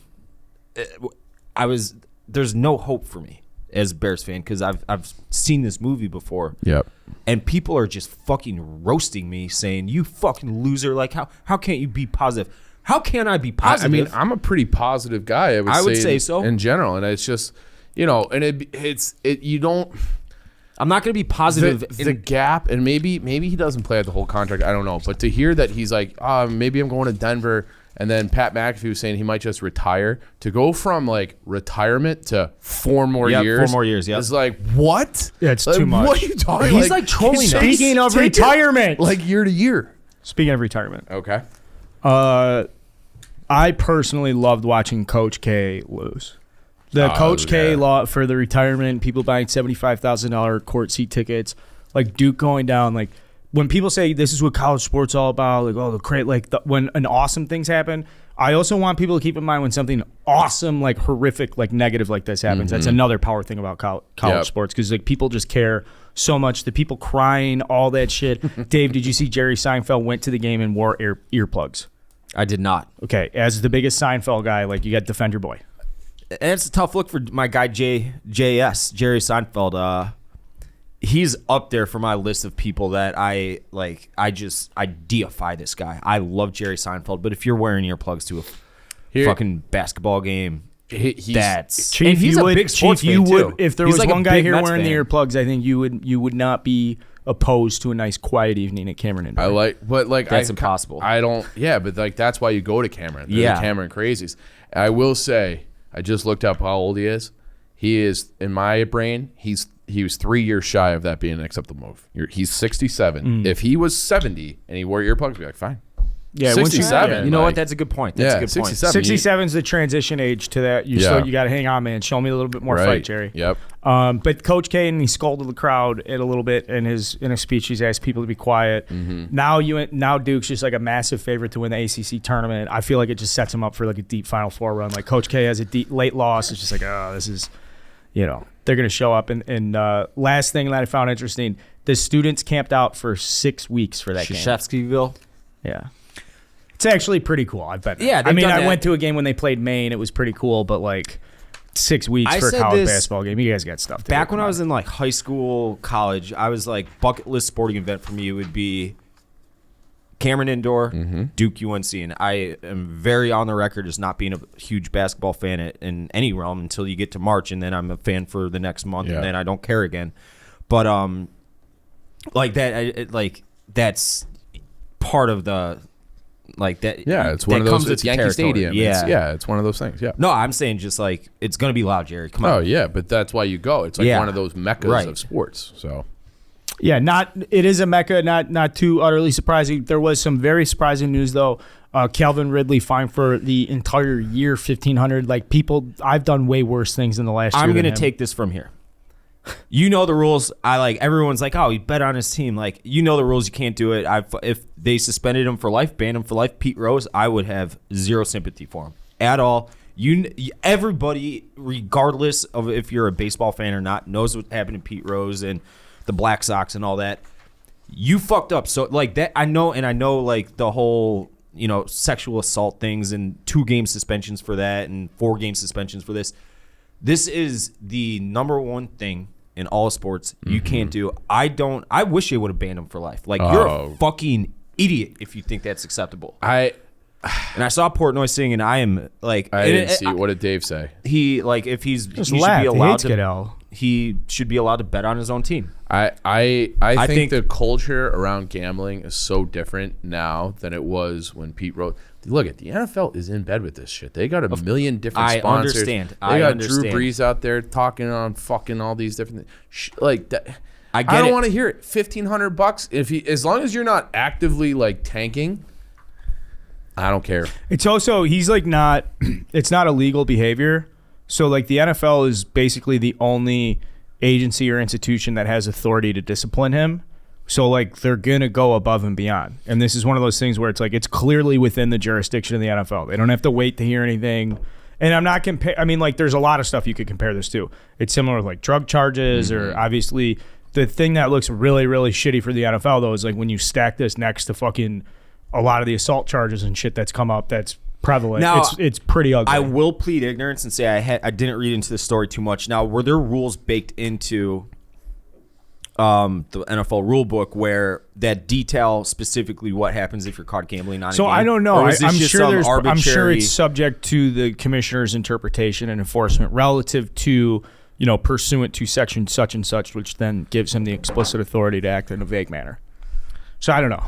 That's what I would guess. I have no idea, but if there's a rule that says you will be suspended for a year if you get caught gambling on a game, like that's the rule. It might be a dumb rule, and if it was baked into the rules where it said you are legally allowed to bet on yourself and on your own team, and he did that, I'd have no problem with that either. But rules are rules. You fucking broke a rule. You get suspended for a year. I got no sympathy for you. I've got sympathy for him. I don't. I don't have 1 ounce of it. Well, I like the fact that I look at Calvin Ridley now. I'm like, oh, he's just like how when anybody's like getting into gambling and stuff, you're sitting around, your buddies are doing it, people are talking about it. The buzz, I'll you're put like, $20. Yeah, I'll get in on this. You win a nice little parlay, and I saw. So he's no different. That even though he's an NFL wide receiver, he's just like anybody else who's sitting around me like, I'm gonna get a little piece of the action, and good for him. Get a piece of that action. Roger Goodell made like $48 million last year. He can kiss my fucking ass. Rob Manfred's paid $11 million a year. By the owners. Speaking of big money, Ricketts family is reportedly considering a bid to buy Chelsea Football Club that would be over like $3.5 billion. I saw that Cubs fans did not like hearing that because of the obvious. Yeah, I mean, they're not spending money and there's all that stuff. And they're crying, like, oh. It's more, obviously more complicated than that. But of course. I want to know how you feel. Would this make you be a Chelsea fan? Or so, the opposite? Yeah, it's tough. I mean, like I'm in the process of picking a team. I like Chelsea's on the list because they got the American Christian Pulisic, and they're fucking awesome. They're currently the European champions. A lot of history, tradition. They're in a convenient spot in London, so when you go in, you can see them. You can see a bunch of teams. Wait, who's this you're speaking about? Chelsea. Are they in London? Yeah, they're in West London. So it's like a nice, very fancy part of town, allegedly. Some uppity motherfuckers. So that's supposed to be a thing. Like they're a little high class. The Cubs. Yeah, exactly. I guess that's a good analogy. And then I'm sure maybe I don't know. The guy who owns them is Russian and friends with Vladimir, and so he's. Do you know how he got his money? I mean, yeah, he's like is a it fucking. That? See, this is why it's like we're gonna go down this. He got his money dirtily because he's part of. He sold his oligarch. Yeah, he's part of like Putin's fucking thing. Cronies. He like strong-armed the oil and gas industry, like when Russia was being built up. Took control, made some money. He acquired the whole thing for like $100 million, then sold it to the Russian government for $13.1 billion. Pretty That's a good. nice Pretty little good ROI. ROI. It's good businessman. All right. I'm sure that's what they're saying in the crowd. Is that the guy that bought the Nets a few years ago? No, different guy. Because that guy's like in bed with Putin too, apparently. I mean, a lot of wealthy. I shouldn't say. I'm not in the market of talking about this stuff, but my understanding is that a lot of wealthy Russian oligarchs are. So he's selling the team. That's news. That's a whole different other fucking conversation. Tom Ricketts throws his hat in the ring, which makes sense from the Ricketts business standpoint. And if I worked for the Ricketts and I was like in their strategic group, I'd be like, yeah, this is why it makes sense. Common sense wise, though, you guys are fucking idiots to float it out there. This is not the time to be talking about. This is bad timing for Tom Ricketts, who's probably been waiting his Read the whole room, like, you asshole. trying to get into the EPL. You know? Yeah. He's like, EPL's hot. All Everyone's these up. fucking owners want Brentford's budging making inch a on a killing right now. Yeah. They're like, there's just people making a fortune everywhere off of this stuff. Even the guy who owns the Leeds, they're gonna get relegated. He's making fucking money. It's hand like, over hey, fist. Ricketts, get a shell company to buy this. Unbelievable. Like, dumb. get your name off of But it. to what people, Yeah. he doesn't have enough money individually. The Ricketts family can move the needle and they can secure the debt. They can also get the right rich people in the room together, and they Correct. probably have the connections. Like, well, you know, do you guys already know what it takes? You guys have done it with the Cubs, but obviously, read a fucking room. That said, I did have a revelation. Like, the Cubs are stupid enough, and the Ricketts family and whoever's in charge of their branding and PR obviously did not think this through, that if this leaked, how bad it would look. And I think Tom's particularly sensitive to criticism. I just think there's too much negativity over the last, obviously a couple of years, but the last couple of months, the heat has been turned up. So I think Tom's just in a position where he's got to come out and splash hard, heavy. Like Stroman is Stroman's nice, but come on, Correa. I think a lot of fans. I always said that Correa I thought was going to the Cubs. It just makes so much sense to me on so many different levels, and this just adds to it. 100%. And I think needs to get back in if the he public gets good Chelsea, graces. then I'm not going to be a Chelsea fan. I'll be honest. I think that's I'm There you not. go. I'm not giving my heart to Tom Ricketts twice. I'm not going to be sitting around this is my one chance to I'm going to go pick a team. I got a trip lined up next year. I'm going to go over there. I'm going to go to a bunch of different places. I'm doing that. Yeah. Tag team it. Yeah, you want to be a Forest guy? So we're going up. We're going to the Prem. Hey, I'm wearing the They're Derby County. They're bankrupt. We could buy that So together. I Nate, my buddy. Yeah, never mind. I'll tell you guys later. Did you ever see when Bart Simpson bought that huge warehouse for $1? Yep. I want to do that. He won it at an auction or something. I forget the exact details. But Almost as good as the time Bart Simpson. Got the fake ID and then rented a car. Because you had to They be went to 20. Knoxville. Yeah, it was he's like, I got this fake ID. What do you guys want to do? They had the World's Fair in It's Knoxville. let's go rent a car. Because they were making fun of how you have to be 22 26 or or whatever. What is it? 25, I think. Okay, last thing. We did all our ad reads. Yeah. Yeah. So long show, a lot of stuff going on. A lot of stuff, a lot of energies, vibes. I want to say thank you to the University of Illinois, Brad Underwood. Congratulations to our 2022 Big Ten champs. We got merch in the store. Go get some merch. We got some content coming from Big Ten Championship. Big Cat stormed the court for the second seed in the Big Ten tournament. That's a tough look. it's not a good look. Oh, man. That's not a tough look. So I was late. We're late, and I'm sorry. I'm tired from the podcast. I'll have a video come out that kind of tells the story. I was going down to Champaign for senior day because it was they'll finish second in the Big Ten. It's senior day. It's the last game at home. A lot of these guys have been playing for a long time. This is Brad Underwood's core. These are the guys that have resurged Illinois basketball. Of course I want to be there. So we had plans, and then there's a lot of stuff that's coming up next couple weekends: NCAA tournament, Final Four, March Madness, St. Patrick's Day, all this bullshit. So this is basically it. So I went down there. I got a hotel room for the night. It was I have this camera from Mrs. Carl and some software trying to pilot some stuff out. We'll do senior day, low hanging fruit. Got some seats in the student section. So I told the Barstool Illinois guys, that the Viceroys. I was like, hey, I'll treat you guys to lunch, which is just we're gonna go to Murphy's and I'm gonna drink and eat a cheeseburger. You guys can hang out. We got together and bullshit, all that stuff. And I've met these kids before. They're super nice. John, Ethan, Chad from Stevenson. You'd love this kid. Just a very good group of kids. So it was for me, senior day, a lot, those guys have done a ton of stuff. I think our Illinois Viceroy account's They do a awesome. good job. We've talked for a long best, time. yeah. It's a really. So he's they've done a we'll really just good job. package this up for a great senior day. We'll do this and that. We get to Murphy's, and Wisconsin's up by 10, and we're waiting in. we're waiting in line to order food, and during the time we were waiting in line to get food, like Nebraska took the lead. That's and wild. We just went. The campus was just after Nebraska won. The vibes. Everybody on campus was like, "Holy fuck, we're playing for a Big Ten tournament tonight." So like, what went from being like sad and kind of like, "Dude, Trent, we're gonna miss DeMonte. It's just like blah blah blah." I was like, "Holy fuck, we got a chance." There's a gleam. storm brewing." Yeah, there's a storm brewing. So obviously the whole dynamic completely changes. Beers are just now. It's like, let's fucking go. Iowa, this place is gonna be fucking rocking. Like, of course it was gonna be loud for Iowa. There's a rivalry. No, it looked like it was up for grabs.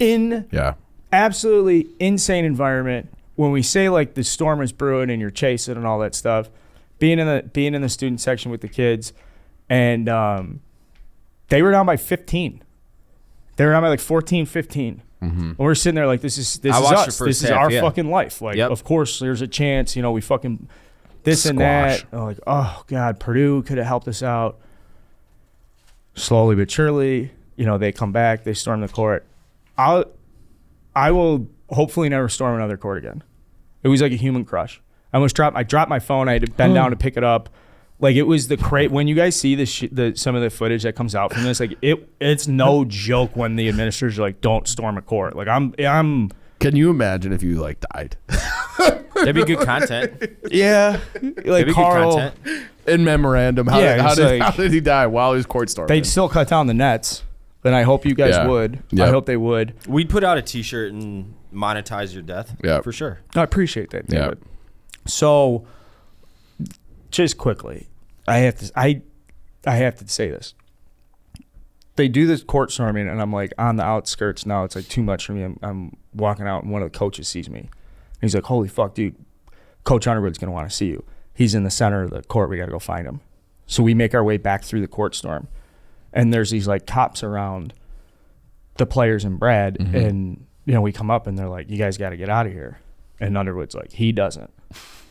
And he pulls me in and he hugs me, and I give him a kiss on the cheek. And Kofi starts rubbing my head, and like he's holding the microphone, like, "We're not done yet."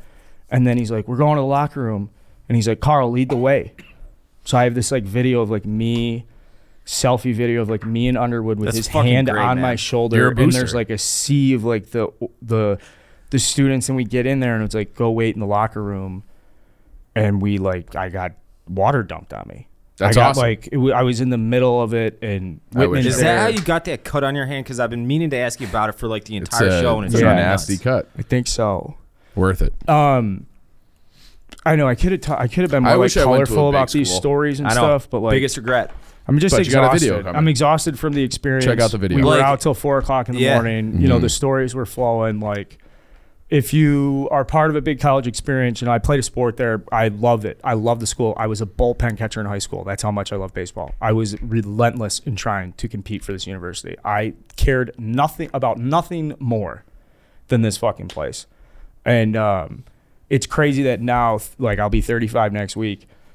Through this job, I'm closer with the athletic department than I was when I was an athlete there. That's crazy. And as like an alumni and stuff. Like, I have no like connection with the baseball team. I ran into a couple baseball players at 3:00 in the morning at Marianne's and was like, "You guys fucking suck right now. Like 2-7. Like, what the fuck?" I saw that they were struggling. Yes. Brutal stuff. And that stuff bothers me. So they need better boosters. Hopefully, we got a deep March. we do need better boosters. Deep March run, merch available. I'll be trying to follow the team along. Keep your eyes peeled for some stuff in stool scenes as well. And again, thank you very much to Illinois for letting me do that. And shout out to the Big Ten champs. First time in 17 seasons, first time at home in 38 years. That's great. It's great. Aren't you guys Dave, aren't you so happy for me? I'm marginally happy for you, which says a lot, I think. Yeah. Huge. Yeah. That's huge. That's huge. 1%? Yeah, 1 or 2%. Well, I mean, it's better than like you being like, "Well, fuck your championship," and I hate Brad. Well, if you, I think if you go to the Final Four, it'll transition to fuck. Oh yeah, I'll be rooting at that point for sure. I'm really happy that happened. It's really cool. Happy for you. I will be rooting for you to like lose in the second round like you did last year. Absolutely. Say one thing nice to me, Tom. That's how just sports said are. nice I'm rooting things. for Illinois. No, you're not, Tom. No, you're not. Quit sucking ass, Tom. No, that's how it is. But like to Chief and I's point, like I could like North Central played on the ESPN in the D3 National. I rooted against them. I couldn't have cared less that. Yeah. Like, it was kind of cool seeing them on TV, which obviously doesn't happen for D3 outside time or two a year. But like, when they got their ass kicked, I'm like, I don't give a flying fuck. Yeah. But I will say, I can't remember. There's some like purple team, right? It was Mary Hardin Baylor. Yeah, it was some fucking weird name. I was rooting for them. I I know you don't even care, but like you would have had a comment about it if they won. So I would have been like, oh, I would have sent a tweet or two, but like you would have been 1 or 2% happier, and I didn't want that. Yeah, so fair. I was rooting Very against fair. you. All right, last but like thing. I last actively thing. root against the baseball team. Last I'll thing. say that. I hope they lose every game in North Central. And when I was at North Central, all my friends were on the football team, a lot of them, and I rooted against the football team back then. Just because I didn't need my friends. So you're saying that you have a history of this? Well, I can't have anybody happier than me. Last thing, there is an unconfirmed report that the after party for the Big Ten championship with the coaching staff and administrators was in a certain coach's garage. There you go. So if you don't think that hits extra home with me, very, that's very what I'm Illinois. talking about. Like I got a text message like, you won't believe where everybody's at right now. In a garage. They're in a fucking garage thinking about you, buddy. All gas. No breaks. DJ, play that shit.